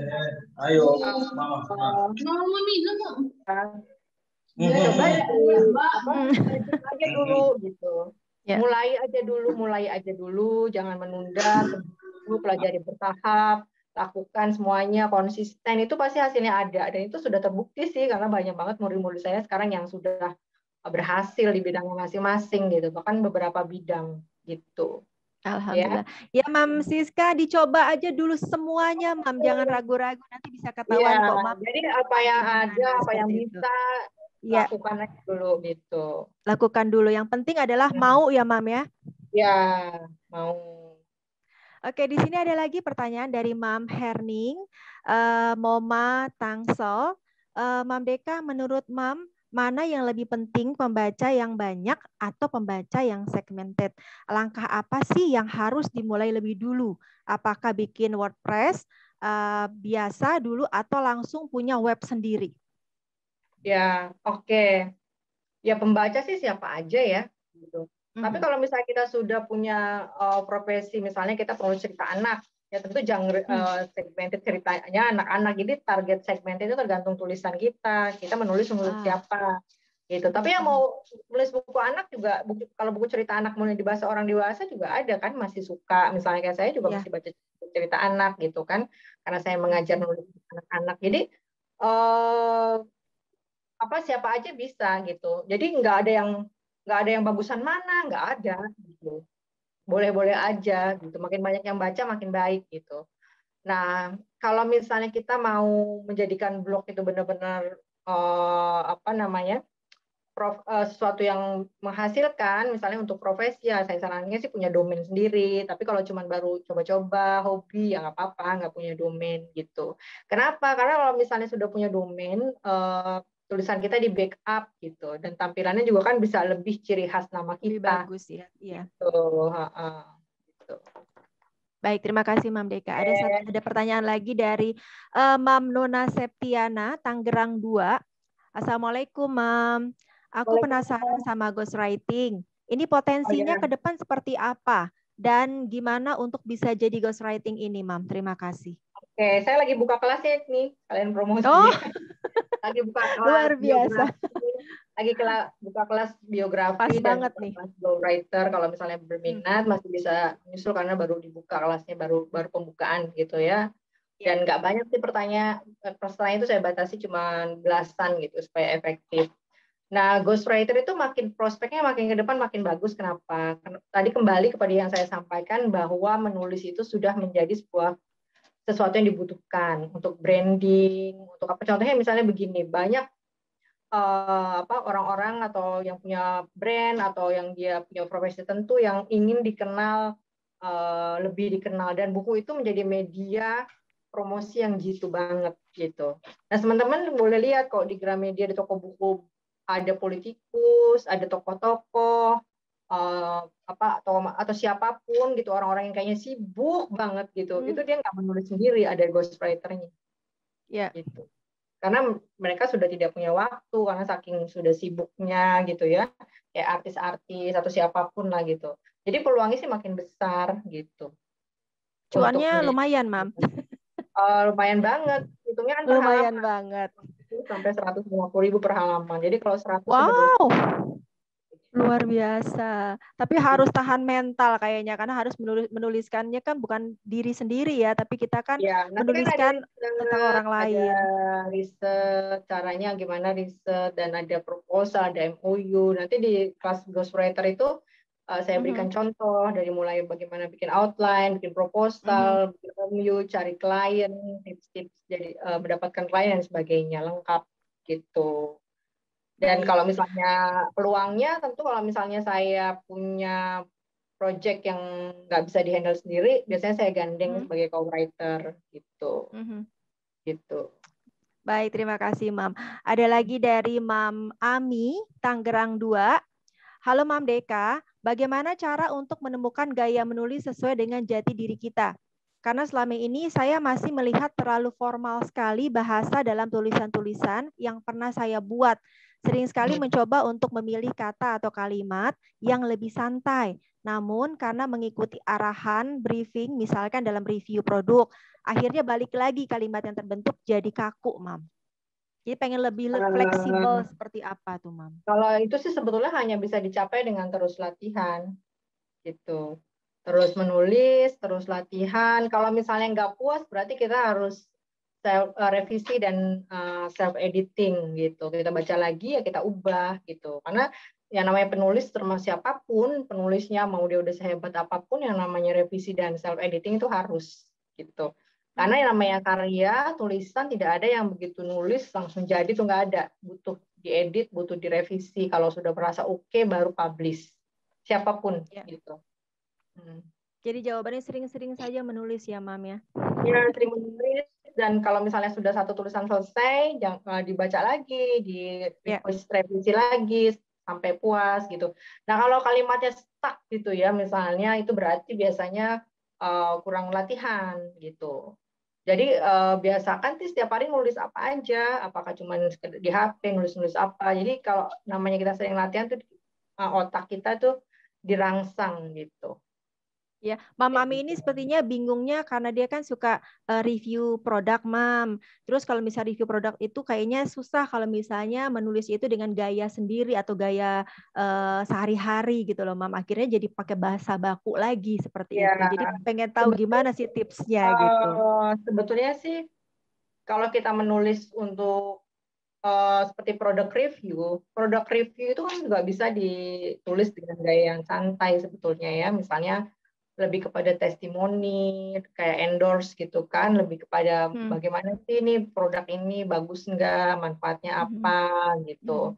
Nah kalau misalnya kaku ya diubah aja kalimatnya gitu. Nah biasanya klien itu juga tidak menuntut tulisan begitu sih, biasanya yang diminta itu Yang penting pesannya sampai gitu kepada pembaca kan gitu. Misalnya lebih pada mengenalkan produk, testimoni gitu kan, atau kelebihan dan kekurangan produk. Yang penting produk review itu harus jujur apa adanya, nggak boleh mengada-ngada gitu. Karena nanti kalau tidak jujur atau mengada-ngada, jatuhnya adalah pembohongan publik gitu.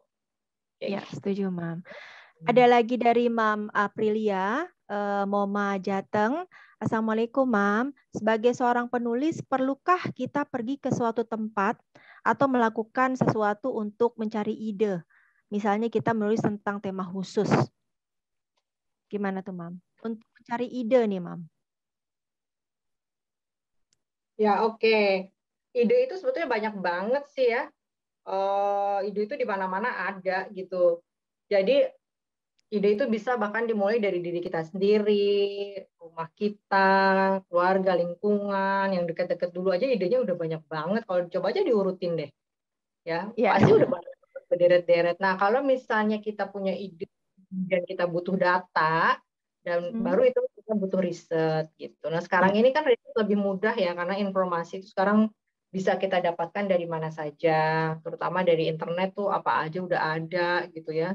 Namanya informasi apa aja kayaknya sekarang di internet tuh ada. Jadi, tapi kalau memang kita mau datang langsung, pergi langsung, tentu boleh aja gitu, nggak masalah. Kalau memang dibutuhkan dan kitanya mau gitu. Tapi artinya tidak keharusan sih. Sekarang ini banyak penulis novel yang kemarin teman saya nulis latarnya Turki, dia nggak pernah ke Turki tuh. Iya. Benar-benar baca, dengan membaca bisa ya. Jadi artinya gini, waktu dia bikin latar Turki, dia lihat foto cuman dari Google, terus dia lihat orang-orang Turki ngomong-ngomong di sosial media dia apa tentang tempat itu, ulasan-ulasan, dia udah bisa mengimajinasikan tempat itu tanpa dia harus jauh-jauh ke Turki gitu. Jadi sebenarnya nggak harus gitu. Jadi kalau mau nulis sesuatu nggak harus kita pergi ke sana gitu, karena sekarang kan udah mudah ya, apa aja gitu, apa aja di internet tuh ada sekarang, jadi gampang gitu. Asal kita menggunakan imajinasi gitu untuk bisa mewujudkannya seolah-olah itu nyata gitu. Nah, kalau berkenaan dengan produk review itu tentu, kalau karena produk review itu testimoni, jadi baiknya memang kita sudah nyobain gitu. Misalnya kita endorse cafe gitu. Kalau misalnya nggak nyobain, kita harus bilang di situ, ini tulisan berdasarkan info dari klien. Contohnya misalnya saya pernah di-hire Traveloka untuk nulis artikel. Padahal saya belum ke tempat itu, kan nggak mungkin dia minta berapa artikel, saya pergi-pergi terus nulis, sementara artikelnya harus selesai dalam 2 minggu. Jadi ada disclaimer-nya itu adalah informasi berdasarkan Traveloka, artinya saya belum pernah ke sana. Tapi saya nulis menginformasikan menuliskan apa yang diinformasikan Traveloka, tapi dengan tulisan yang baik, bahasa yang menarik, gimana. Jadi gimana tempat itu menjadi tempat yang daya tariknya tinggi, orang mau ke sana. Itu aja tulisannya. Tuh, tapi saya menuliskan pakai FOB aku. Kalau pakai FOB aku berarti saya ngalami, saya nulisnya pakai FOB-nya sudut pandang si tempat itu aja. Misalnya nih, saya belum pernah ke Raja Ampat misalnya. Raja Ampat tempat yang bla bla bla bla, di sana ada bla bla bla, daya tariknya adalah bla bla bla, pantainya begini begini. Nah, makanan yang paling itu tidak ada aku mencoba makan ini, tidak, aku datang ke tempat ini, tidak. Jadi saya tidak membohongi pembaca gitu. Jadi murni dari apa data-data yang diberikan oleh Traveloka, dan saya browsing mengenai tempat itu, dan itu saya tuliskan. Jadi FOB-nya FOB si tempat itu aja gitu. Kalau misalnya jadi saya bilang tips nih, Mam. Menikmati suasana di Raja Ampat, gitu berarti saya bohong, karena saya belum pernah ke sana kok, belum pernah Raja Ampat gitu. Baik, Mam. Caranya gimana tekniknya? Tekniknya kita mengungkapnya Raja Ampat aja. Raja Ampat adalah prospek pariwisata yang besar di masa depan. Banyak sekali orang luar negeri yang mau datang ke sana, terus tidak kalah di dunia internasional persaingan. Jadi kalimatnya gitu. Jadi itu adalah soal bagaimana kita mengakali sebuah tulisan tanpa kita mengada-ngada gitu, dan jujur, yang penting jujur. Dan di bawahnya ada disclaimer, tulisan berdasarkan data dari Traveloka. Jadi bukan dari pengalaman si penulis. Pribadi, gitu. betul. Nah, intinya sih banyak baca ya, Mam. Iya, betul. Jadi harus banyak baca. Itu kalau mau jadi penulis nggak suka baca tuh ya susah ya. Karena membaca itu merangsang imajinasi. Bahkan nih ya, saya sendiri atau bahkan penulis yang lebih hebat dari saya, sebelum menulis dia riset dulu buku-buku yang sejenis. Gitu. Misalnya saya mau nulis buku parenting, saya baca dulu beberapa buku parenting. Orang bikin apa sih tentang ini? Ya berarti saya harus bikin yang berbeda gitu. Iya, iya. Ya, terima kasih Mam Deka. Sudah jelas ya, Mam. Jadi nggak usah jalan-jalan ke Turki juga sih, Mam. Jadi baca-baca aja, bisa search di Google atau Mam bisa baca-baca buku yang berhubungan dengan Turki dan lain-lain seperti itu. Baik, di sini ada lagi pertanyaan dari Mam Monica, Tangerang 2. Saya suka menulis jurnal. Jika ingin mulai menulis blog, apakah perlu menentukan tema khusus? Bagaimana tips agar tulisan kita bisa menjadi menarik, simple, mudah dimengerti pembaca, tapi jelas dan lengkap informasi yang ingin disampaikan? Apa jurnal? Ya. Jurnal ilmiah atau jurnal apa nih? Dia tidak menjelaskan sih, Mam. Jadi dia suka menulis jurnal. Nah, jurnal itu sekarang ada dua sih. Kalau jurnal yang buku harian gitu ya, ada orang bilang buku hariannya kayak daily notes itu jurnal, tapi ada juga jurnal ilmiah gitu. Nah, mungkin ada dengan jurnal harian kali ya, Mam. Nah, jadi kalau itu ya sebetulnya sih, kalau daily notes itu sih ya lebih kepada mengungkapkan apa yang ada aja gitu. Misalnya kita mau nulis apa ya, itulah yang apa yang ada kita ungkapkan. Jadi biasanya daya tariknya justru ke yang apa adanya gitu. Jadi nggak perlu terlalu mengada-ngada. Itu lebih ke yang sharing experience kan gitu. Saya misalnya bikin bikin taman kecil gitu. Gimana sih taman kecil ini bisa jadi punya lahan kecil, bisa taman yang bagus kan gitu. Jadi itu lebih kepada sharing experience dan ya tuangkan aja dengan apa adanya gitu. Kayak kita ngomong aja, cuma bedanya dalam bentuk tulisan gitu. Nah, yang menarik apa? Yang menarik kalau daily journal itu orang cari informasi sih kalau di situ ya. Kalau informasinya bermanfaat ya menarik gitu. Ya. Jadi kalau tulisan itu biasanya kalau dia orang pembaca tuh lihat manfaatnya apa sih, saya cari apa nih dari tulisan ini. Kalau misalnya dia mau fiksi, dia kan cari hiburan. Kalau dia non fiksi, dia cari pengetahuan. Kalau ilmu, dia lihat iklan, dia cari barang. Kalau dia mau baca jurnal, dia mau lihat pengalaman orang lain gitu. Jadi kita sesuaikan apa yang dibutuhkan oleh pembaca kita nih sesuai dengan jenis tulisannya gitu. Nulis jurnal tuh sebenarnya sama dengan nulis diary nggak sih, Mam? Iya sih, kayak kalau yang dimaksud itu ya gitu. Ya daily notes lah sekarang sebenarnya, catatan-catatan harian gitu. Iya, betul. Ya, dan ada lagi pertanyaan. Sekarang banyak orang juga yang nulis-nulis gitu di Instagram gitu kan. Keseharian. Saya juga sering tuh. Gitu. Boleh. Baik, di sini ada lagi pertanyaan dari Mam Maulidia dari Moma Jabar. Kayaknya di sini inti dari pertanyaannya kalau seandainya lagi bikin novel terus tiba-tiba hilang nih idenya. Itu bagaimana tuh, Mam? Cara mengatasinya? Ya, kalau sebenarnya menulis novel itu kan ada teknik sendiri ya yang harus dipelajari. Tekniknya tuh ada runtutannya, ada itu juga nggak bisa dijawab dalam beberapa menit ya karena banyak banget gitu. Elemennya harus dipelajari dan biasanya kalau stuck itu belum memahami elemennya, belum memahami strukturnya, sehingga kemudian imajinasinya nggak berkembang.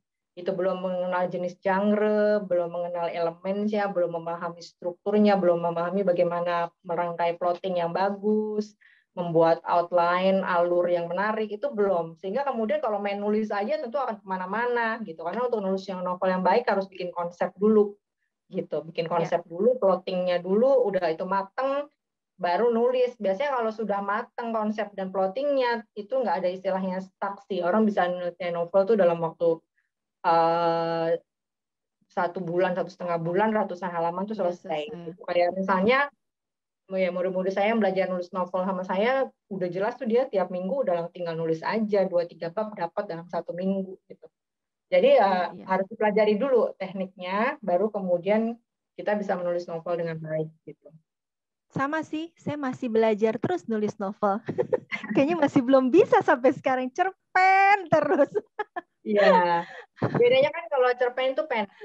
gitu ya. Sementara novel kan lebih panjang. Karena dia punya halaman yang panjang, tentu rangkaian peristiwanya itu harus lebih banyak, dan itu kita mengenalnya dengan sebutan teknik plotting, dan teknik plotting itu banyak banget. Bagaimana ada berapa jenis untuk cara kita, dan setiap genre tuh biasanya beda plottingnya. Misalnya novel romance dengan novel sejarah, dengan novel misteri, dengan novel thriller itu beda teknik plottingnya. Karena ya isinya dan teknik penulisannya setiap genre juga beda. Apa sih yang harus diangkat, peristiwa apa yang harus digali, konfliknya apa, itu kan beda. Nah itu teknik plottingnya juga beda setiap genre gitu. Lumayan sih Mam, perjuangan. Saya pernah juga waktu itu ditantang untuk nulis 1 bulan selesai, itu horor pula gitu kan. Aduh, itu perjuangannya luar biasa. Dan saya tuh waktu itu, kenapa? Selesai nggak? Selesai, karena ada ancaman Mam waktu itu. Kalau nggak selesai, saya harus membayar sejumlah uang. Sebenarnya sih hanya sekedar gimmick aja, cuman karena saya memang tertantang di situ, akhirnya saya selesaikan dalam 1 bulan untuk horor itu Mam. Luar biasa sih untuk nulis novel itu. Harus belajar banyak lagi nih saya. Oke, di sini ada pertanyaan lagi Mam dari Mam Meliwati, Tangerang 1. Tips dong untuk tulisan yang menarik pembaca seperti apa? Biar pembaca itu nyaman, Mam. Tulisan yang menarik tentu harus ditulis dengan tulisan yang baik. Artinya kalimatnya rapi, enak dibaca, nggak ada typo, tanda bacanya jelas gitu ya. Seringkali kan orang mengabaikan itu. Misalnya ada tulisan yang huruf kapital semua, ada udah capek kan lihat huruf kapital semua atau titik komanya yang berantakan, mau berarti kalimat berarti mana? Karena pada saat kita membaca sebetulnya kita kan menjeda, pada saat kita titik itu kan kita menjeda napas baca kita juga sebagai pembaca ya. Jadi nggak ada komanya gitu ya, Mam. Harus rapi gitu ya, menarik isinya, pilihan diksinya juga baik ya, terus juga tidak ada kata-kata yang negatif atau misalnya sara dan sebagainya ya, kontroversial atau dan sebagainya, dan juga ada pesan gitu yang mau disampaikan apa, jadi pembaca mendapatkan manfaat dari tulisan kita. Kalau dalam fiksi itu biasanya ada nilai-nilai, apa sih nilainya gitu. Misalnya kalau nulis horor tentu tetap harus ada nilainya. Nilainya apa nih yang mau disampaikan pada pembaca gitu. Jadi nilai dan pesan itu harus terkandung dalam tulisan kita sehingga pembaca merasakan begitu selesai dia mendapatkan manfaatnya. Itu beda kalau orang membaca tulisannya berantakan, terus pesannya nggak jelas sih, kemana sih maksudnya apa sih, habis nulis ngomong ini ngomong itu, habis ngomong ini ngomong itu, jadi tidak runtut. Jadi harus runtut. Dan tulisan yang baik itu biasanya satu ide, satu tema. Jangan kita menulis dalam satu tulisan ide, berbagai macam ide, orang bingung sebenarnya mau ngomong apa. Kalau kita banyak ide, itu kita spread aja jadi berapa tulisan gitu. Ya. Ya, jadi baik, terima kasih satu tulisan, satu tema gitu. Satu jadi pembaca tulisan bisa menangkap apa yang mau kita tuliskan. Kalau kita terkadang kalau kita seringnya penulis pemula atau yang baru belajar itu dia mau menjujelkan semuanya, kayaknya apa yang di kepala ditumpahin aja deh gitu. Nah, karena belum belajar nulis yang runtut. Nah, itu akhirnya pada pembaca yang bingung pada saat baca ini sebetulnya mau nulis apa sih. Nah, kalau misalnya itu tidak baiknya, kalau misalnya kita sudah publish, kecuali kalau status di Facebook kan cuma buat suka-suka ya, tapi kalau kita tulis di blog, kita tulis diterbitkan, itu biasanya berdampak kepada branding kita nanti gitu. Karena kalau misalnya kita sudah baik, tentu pada saat kita menulis lagi orang mengenal dan suka gitu. Ini tulisannya enak dibaca nih, aku mau dia baca lagi gitu. Tapi kalau kita tulisannya berantakan, ini berantakan gitu. Padahal mungkin yang kedua itu bisa lebih baik. Nah, makanya biasanya juga kalau misalnya sudah dipublish, itu makanya kita ada yang dikenal dengan self editing. Kita edit dulu, kita rapikan dulu, baru kita publish. Nah, kalau buku atau novel atau fiksi yang dalam bentuk buku nggak perlu lebih khawatir lagi sih, karena biasanya ada editor yang membantu gitu. Ya. Gitu. Tapi tetap aja kita harus pintar untuk mengedit dulu ya, Mam ya, untuk bisa percaya diri apakah tulisan itu layak atau tidak. Baru kemudian dibantu dinilai oleh editor apakah memang ini sudah layak dipublish gitu. Kalau dalam bentuk buku ya. Ya, baik Mam Deka. Wah, banyak pertanyaan, masih lanjut ya Mam Deka ya? Iya. Baik, di sini ada dari Mam Rizka, Jakarta 2. Menurut saya sebuah tulisan itu punya impact yang besar, namun rasa tidak percaya diri menghambat saya untuk terus melatih kemampuan menulis. Misalnya cerpen, mungkin karena iliterasi sedikit atau takut salah. Sebenarnya apa sih penyebab seseorang itu tidak percaya diri atau enggan mulai menulis, Mam? Ada Kalau masalah misalnya, dengan rasa percaya diri? kalau misalnya enggan sih ya sulit ya, udah nggak mau duluan. Ya nggak boleh betul, Mam. Benar-benar. Harus memang mau gitu. Kalau enggan ya itu harus kembali pada diri sendiri. Kenapa enggan gitu? Berarti kan harus kalau memang dia mau gitu ya nggak boleh enggan. Niatnya harus dikuatkan dulu gitu. Nah, rasa percaya diri itu juga bukan sesuatu yang tiba-tiba tumbuh begitu saja. PD itu kan harus berproses juga gitu. Jadi nggak ada satu orang pun yang mulai dengan percaya diri penuh gitu. Pasti ada sedikit rasa tidak percaya diri dan itu manusiawi.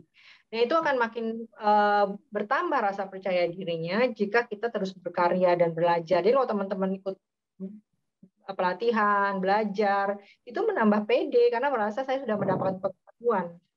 PD-nya kan nambah. Terus kalau ikut berkarya, PD-nya nambah lagi. Oh, saya sudah punya karya. Terus berkarya lagi, nambah lagi PD-nya gitu.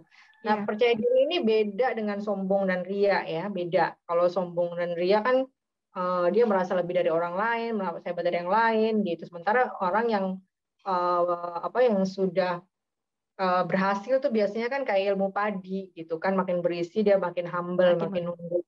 Itu beda itu. Jadi percaya diri itu lebih kepada saya yakin bahwa yang saya lakukan itu baik dan bermanfaat. Itulah percaya diri dan hargai diri sendiri gitu. Karena penghargaan itu datang dari diri kita sendiri dulu.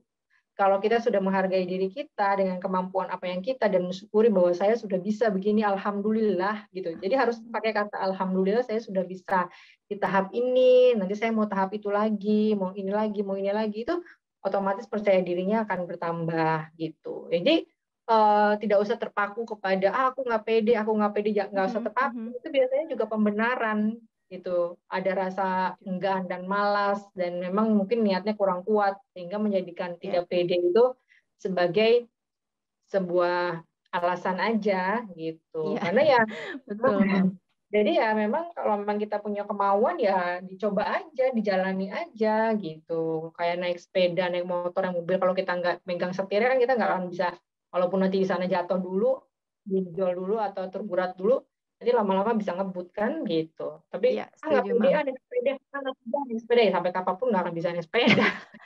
Jadi itu sebenarnya yang membuat dia jadi tidak mau menulis ya, Mam ya? Iya, sebetulnya itu gitu.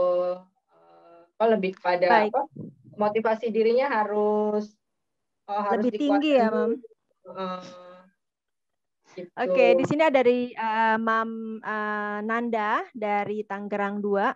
Bagaimana cara mendapat inspirasi saat dikejar deadline? Nah, biasanya saya tuh kalau nulis apa-apa tuh nunggu deadline nih, Mam. Baru setelah itu muncul idenya. Nah, kalau dari Mam Deka sendiri bagaimana? Kadang kalau buru-buru tuh suka sebetulnya sih nggak apa-apa ya, karena ada orang juga yang mepet-mepet gitu atau baru datang idenya pada malu saya gitu ya. Sebenarnya nggak apa-apa gitu. Tapi pertanyaannya apa sih tadi maksudnya? Bagaimana cara mendapat inspirasi saat dikejar deadline? Jadi gini, kalau misalnya kita sudah mau menulis, itu setiap tulisan kan punya konsep gitu. Jadi semua tulisan tuh harus dibuat konsep dulu. Kecuali kalau kita hanya mau bikin status di sosial media itu nggak perlu ada konsep. Tapi bahkan kalau misalnya sosial media itu sudah kita jadikan sebagai sebuah lahan, misalnya apakah sebagai profesi, sebagai branding, sebagai itu bahkan pakai konsep juga gitu. Nah, kalau kita sudah punya konsep, sudah tahu idenya apa, yang mau ditulis apa, kalau nulisnya mepet DL ya sebenarnya nggak masalah gitu. Yeah. Jadi biasanya kalau misalnya nggak selesai di mepet DL ya dia belum matang konsepnya. Jadi misalnya yang penting ya bikin konsep dulu, mau nulis apa, temanya apa, gitu, idenya apa, nanti riset datanya lengkap gitu, baru dia dituliskan. Soal nulis ya bisa disesuaikan dengan timing yang kita punya gitu. Intinya memang konsep dulu ya, Mam ya, biar kita lebih terarah untuk menulisnya apa itu ya, Mam ya. Iya, jadi kita udah tahu apa yang mau kita tulis. Kalau kita udah tahu tuh biasanya lebih mudah gitu. Kecuali kalau ada alasan lain, alasannya bisa males, bisa memang tidak ada niat kuat, itu beda lagi ya. Ada juga kan orang yang sudah mau konsepnya matang, selesai lewat DL nggak selesai juga. Ya memang itu niatnya kurang kuat gitu.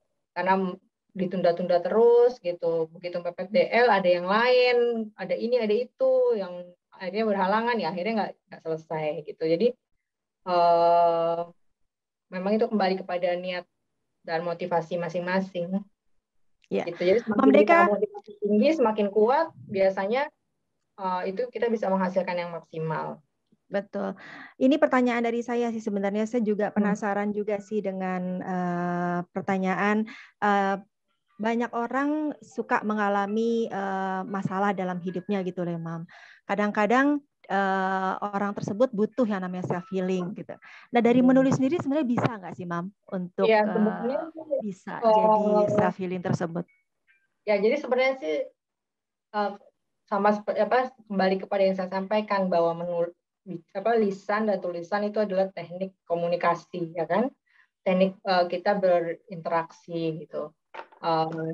Pada saat kita ngomong, misalnya curhat, cerita, gitu kan kita lega gitu ya, udah dikeluarin nih gitu, sama siapapun lah, misalnya ada sesuatu yang dipikirkan, kita sharing sama teman gitu atau sama keluarga, ada sesuatu peristiwa masalah yang tidak menyenangkan kita cerita, itu biasa begitu cerita kan kita kayaknya lega gitu ya, nggak disimpan sendiri gitu kan. Nah itu sama pada saat menulis, kita apa yang kita pikirkan, yang kita rasakan, terus kita tuliskan ya sama seperti kita mengeluarkan energi negatif dalam diri kita gitu. Jadi disitulah sebetulnya self healingnya. Jadi menulis itu memang self healing gitu, sama seperti ketika kita bercerita pada orang gitu kan, gitu. Kalau marah, kesel, ya kok marah nih karena gini, itu biasanya kan udah rilis tuh, karena udah diomongin. Gitu. Jadi sama, jadi memang menulis itu bisa sebagai self healing, hanya ada secara tidak langsung memang menulis itu sudah menjadi self healing, tapi ada tekniknya juga. Writing terapi itu yang saya kembangkan dengan teman saya yang psikolog juga, itu menulis sebagai self healing tapi dengan mengawinkan metode menulis dengan psikologi, dengan teori psikologi gitu. Jadi kita menamakannya writing terapi, dan itu sudah ada kelasnya, baik online dan offline. Bagaimana sih kita bisa menulis dengan mindful gitu, mindfulness gitu. Apa yang bisa kita bangun suasana hati kita, suasana yang atmosfer kita, itu ada tekniknya secara psikologi.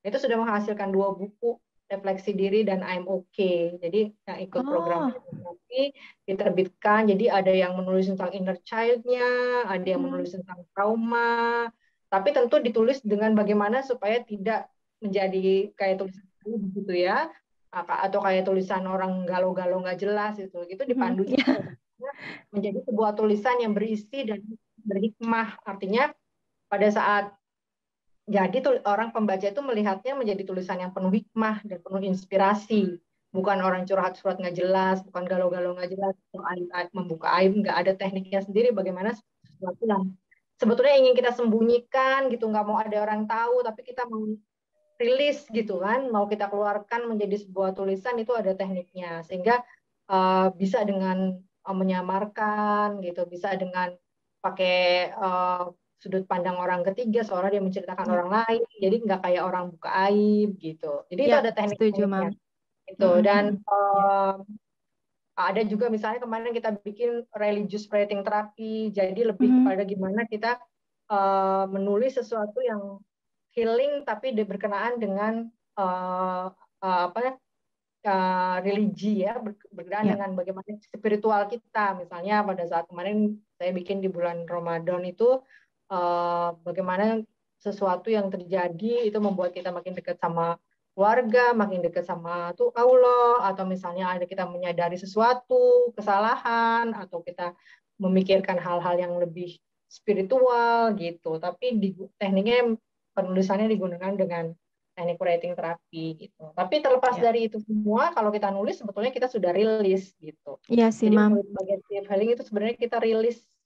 Betul. Kalau dari orang sastra bilangnya itu proses katarsis namanya, mengeluarkan apa yang ada dalam diri kita yang tersimpan dalam bawah sadar kita gitu. Kita pikir kita udah lupa, kita pikir kita udah selesai, padahal masih ada dan kita belum selesai gitu.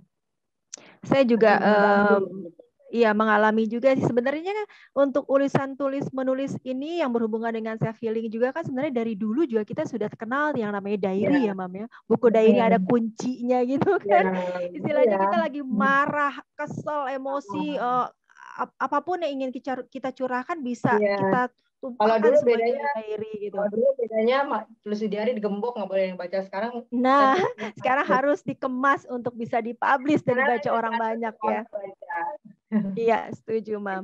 Baik, Mam Deka, sepertinya sudah siang kita, sudah semakin siang. Ini saya ingin satu saja pertanyaan lagi untuk Mam Deka. Untuk buku yang baru-baru ini terbit itu apa, Mam? Mungkin bisa di-share ke kita.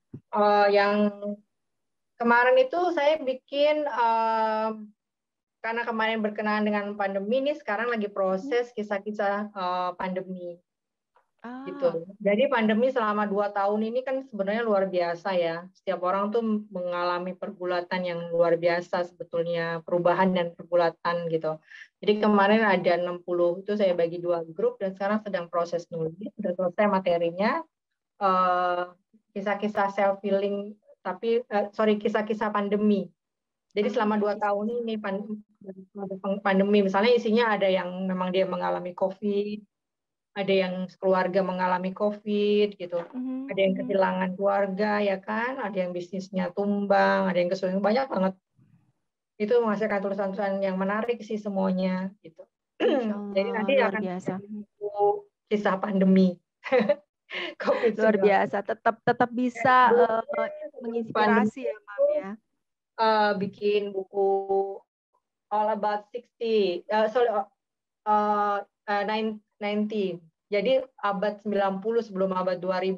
Jadi orang-orang yang seumuran 40-50 nostalgia ke zaman dulu gitu. Luar biasa. Udah jadi bukunya kalau yang All About 90 itu udah jadi bukunya. Tapi kalau misalnya yang kisah-kisah pandemi ini sedang proses nulis. Nah, yang sedang dibuka kelasnya itu cerpen koran sekarang, menulis cerpen untuk diterbitkan di koran. Jadi bagaimana sih nulis cerpen koran kan beda ya. Terus bagaimana juga tipsnya supaya dimuat di koran. Itu saya kolaborasi dengan Mbak Tati. Kalau saya dulu tahun 2000-an, 2000 sampai 2007 tuh aktif nulis untuk cerpen-cerpen koran. Nah, Mbak Tati ini baru-baru ini dan cerpennya banyak dimuat di koran gitu. Kalau mau ikut boleh gitu. Boleh, Mam. Nanti kita akan kita bicarakan dulu nih, semua kita bisa berkolaborasi dengan Mam Deka ya, Mam ya.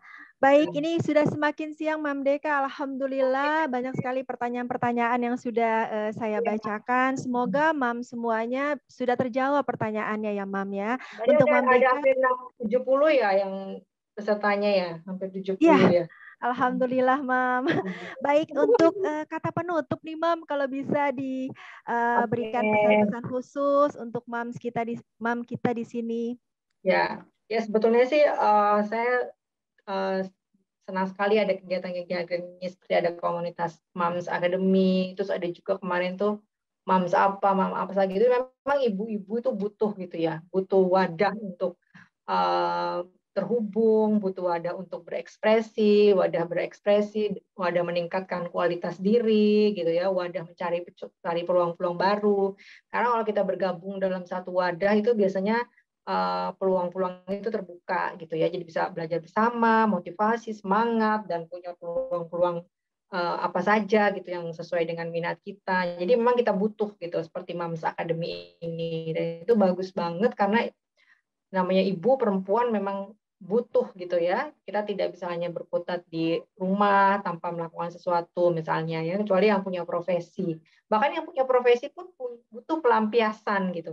Jadi yang misalnya ikut kelas saya itu kan ada juga yang profesinya lawyer, ada yang profesinya karyawan, ada yang profesinya dokter bahkan gitu, macam-macam, karena dia butuh sejenak keluar dari rutinitas gitu. Karena profesinya dia, kerjaannya dia tuh kan udah kayak rutinitas yang sudah lelah bertahun-tahun dilakukan ya, sama seperti ibu-ibu rumah tangga juga sama kan, rutinitas itu memang melelahkan karena kita mengulang hal yang sama. Nah, bagaimana supaya rutinitas yang melelahkan itu tidak menjadi sesuatu yang negatif pada kita, ya kita butuh kesegaran, butuh penyegaran, butuh melakukan sesuatu yang menyenangkan gitu ya. Salah satunya misalnya dengan mengikuti kegiatan-kegiatan di komunitas, dengan belajar sesuatu yang bermanfaat. Ada tuh dulu ya pernah yang ikut belajar saya tuh cuma ikut-ikut belajar aja. Kadang-kadang di grup dia silent reader aja sampai saya japri gitu ya. Kok nggak aktif sih? Ya maaf Mbak, saya nyimak dulu soalnya saya lagi sibuk ngurus warga yang sakit inilah itu macam-macam. Pokoknya saya nyimak dulu gitu. Itu ada kali ya 3 tahun dia nyimak aja. Terus nggak apa-apa ya Mbak Dika, saya ikut aja, nggak apa-apa ya maaf ya udah. Tapi begitu tahun keempat dia bilang, Mbak aku udah nggak sibuk nih, kata aku udah ngumpulin semua materi Mbak Dika, udah ini, aku sekarang mau nulis buku. Buku sekarang udah 5 loh. Jadi 3 tahun dia kayak nabung gitu, kayak nabung ilmu. Karena misalnya kondisi dia misalnya di rumah, di keluarga dia apa di kerjaan yang belum memungkinkan dia punya waktu untuk menulis. Tapi begitu dia sudah selesai dengan segala macam rutinitasnya itu menjadi amunisi dia untuk berkarya gitu. Jadi artinya apa? Artinya namanya belajar itu tidak ada yang sia-sia. Yang namanya hasil belajar itu tidak harus instan dan tidak ada yang instan gitu. Dia butuh proses. Jadi apapun yang kita pelajari, dimanapun kita belajar, itu kayak berkumpul menjadi sebuah amunisi dalam diri kita untuk suatu saat itu kita munculkan menjadi peluru untuk melakukan sesuatu gitu. Jadi kalau misalnya saat ini kita belajar belum berhasil tuh jangan berkecil hati, ilmunya nggak akan hilang gitu. Karena yang namanya ilmu itu akan menetap di kepala kita ya gitu. Contohnya lah kita belajar dari SD, SMP, SMA, walaupun udah bertahun-tahun lulus kan kita bisa apapun melakukan ini tidak terlepas dari apa yang kita pelajari di sekolah dulu gitu. Karena kecerdasan kita itu kan dilatih waktu kita sekolah gitu. Jadi namanya ilmu itu nggak ada yang sia-sia. Jadi saya mungkin bersarankan kepada mam semua ini belajar terus, gali potensi diri gitu ya. Dengan belajar dan kita menggali potensi diri, kita akan menemukan apa sih sebetulnya yang memang kita mampu, kita minati dan kita sukai itu apa, itu akan ketemu dengan sendirinya. Dan satu hal lagi, kita harus mencintai apa yang kita kerjakan. Karena katanya hobi yang dibayar itulah yang paling nikmat gitu ya. Jadi lahir batin kita dapatnya gitu. Nah, itu jadi juga jangan tidak sabar gitu. Kita kalau mau sukses tuh harus punya ilmu sabar gitu. Karena hasil dari suksesan itu nggak bisa instan gitu. Kita harus melewatinya melalui proses itu sendiri gitu. Pokoknya jalani aja gitu dengan konsisten dan insya Allah itu akan ketemu dengan sendirinya dan teman-teman mam semua di sini akan menemukan gitu apa sih suatu saat yang memang itu bisa menjadi profesi yang membanggakan dan menghasilkan, dan tentu kalau kita menghasilkan manfaatnya buat diri kita dan buat keluarga gitu. Ya. Terima kasih Mam Deka. Intinya untuk menulis itu jangan ditunda ya Mam ya. Dari rasa mau itu kita mencoba untuk menulis dan konsisten saja di situ. Jangan perlu malu untuk menulis. Yang penting dicoba lakukan dulu. Seperti itu ya Mam Deka. Baik, Mam Deka, kita ingin mengumumkan pemenang kita nih untuk acara hari ini. Ada 5 orang pemenang yang akan mendapatkan OVO, masing-masing senilai Rp25.000. Di sini ada Mam Ami dari MoMA Tangerang 2. Ada lagi dari Jateng 3, Mom Sari. Yang ketiga, Mam Siska dari MoMA Depok. Yang keempat, Mam Diah, MoMA Jatim. Yang kelima, Mam Vega dari Bali. Selamat ya, Mam. Kita akan memberikan saldo OVO sebesar Rp25.000. Terima kasih Mam semuanya sudah mengikuti acara sampai selesai. Saya juga ingin membacakan kompetisi setelah acara ini Mam. Jadi review acara dan buat dalam bentuk cerita ya Mam. Posting di IG Feed sampai tanggal 19 November 2021. Tag mamacademy.id DK66 dan saya Jen Rosa Rastani. Hashtagnya Mom Academy, Moma Belajar, Moma Zuminar, Bangga Jadi Moma. Pemenang akan diumumkan di IG Story mamacademy.id tanggal 22 November 2021. Saya ingin memberikan quote nih Mam. Di sini ada dari Pramudia Anantatur, orang boleh pandai setinggi langit, tapi selama ia tidak menulis, ia akan hilang di dalam masyarakat dan dari sejarah. Menulis adalah bekerja untuk keabadian. Ada satu lagi dari Ali bin Abi Thalib, setiap penulis akan mati, hanya karyanya lah yang abadi. Maka tulislah sesuatu yang membahagiakan dirimu di akhirat nanti. Mungkin Mam Deka ada quote Mam yang bisa disampaikan ke kita. Oke. Menulis dengan bahagia. Jadi kalau kita bahagia, kita akan bisa menjalani prosesnya itu dengan bahagia. Jadi menulis dengan bahagia gitu. Nanti follow IG saya aja DK66 ya kan mau tag tulisannya ya. Baik, sudah disampaikan untuk follow IG-nya Mam Deka. Dari saya untuk quote, dari saya menulislah yang cantik, karena kecantikan yang sesungguhnya bersumber dari pikiranmu. Jen Rosa. Terima kasih Mam semuanya. Untuk kompetisi nanti akan diinformasikan lebih lanjut dari regional masing-masing untuk reviewnya seperti apa, bisa melihat juga dari IG-nya Mam Academy ya Mam ya. Saya rasa cukup itu saja dari kami semuanya Tangerang 2. Alhamdulillah terima kasih Mam semuanya sudah meluangkan waktunya bersama dengan kami dari jam 10 tadi. Tepat banget nih Mam sampai jam 12 siang Mam Deka.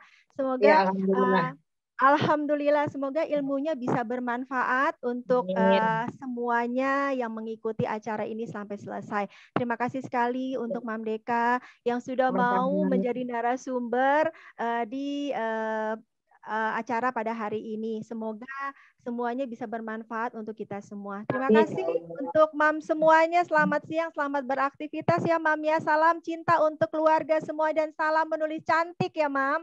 Assalamualaikum warahmatullahi wabarakatuh. Ya, terima kasih semuanya. Terima kasih ya Mbak Jen. Dan nanti kita bisa ketemu di lain kesempatan. Terima kasih. Amin. Terima kasih Mam semuanya.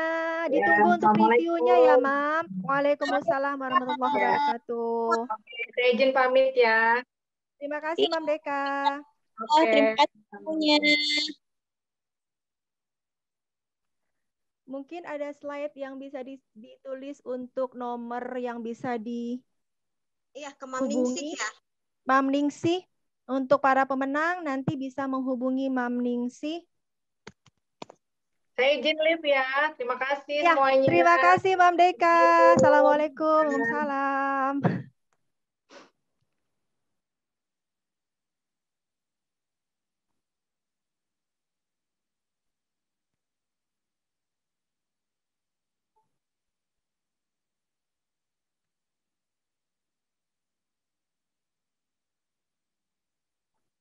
Terima kasih Mam semuanya. Jangan lupa untuk review acara ini ya Mam, dalam bentuk cerita. Nanti kita akan share kembali untuk bagaimana ketentuan pemenangnya di IG Mam Academy. Terima kasih dan selamat siang. Assalamualaikum warahmatullahi wabarakatuh. Waalaikumsalam warahmatullahi wabarakatuh. Makasih Mam Jen. Alhamdulillah. Terima kasih buat Mam semua. Alhamdulillah.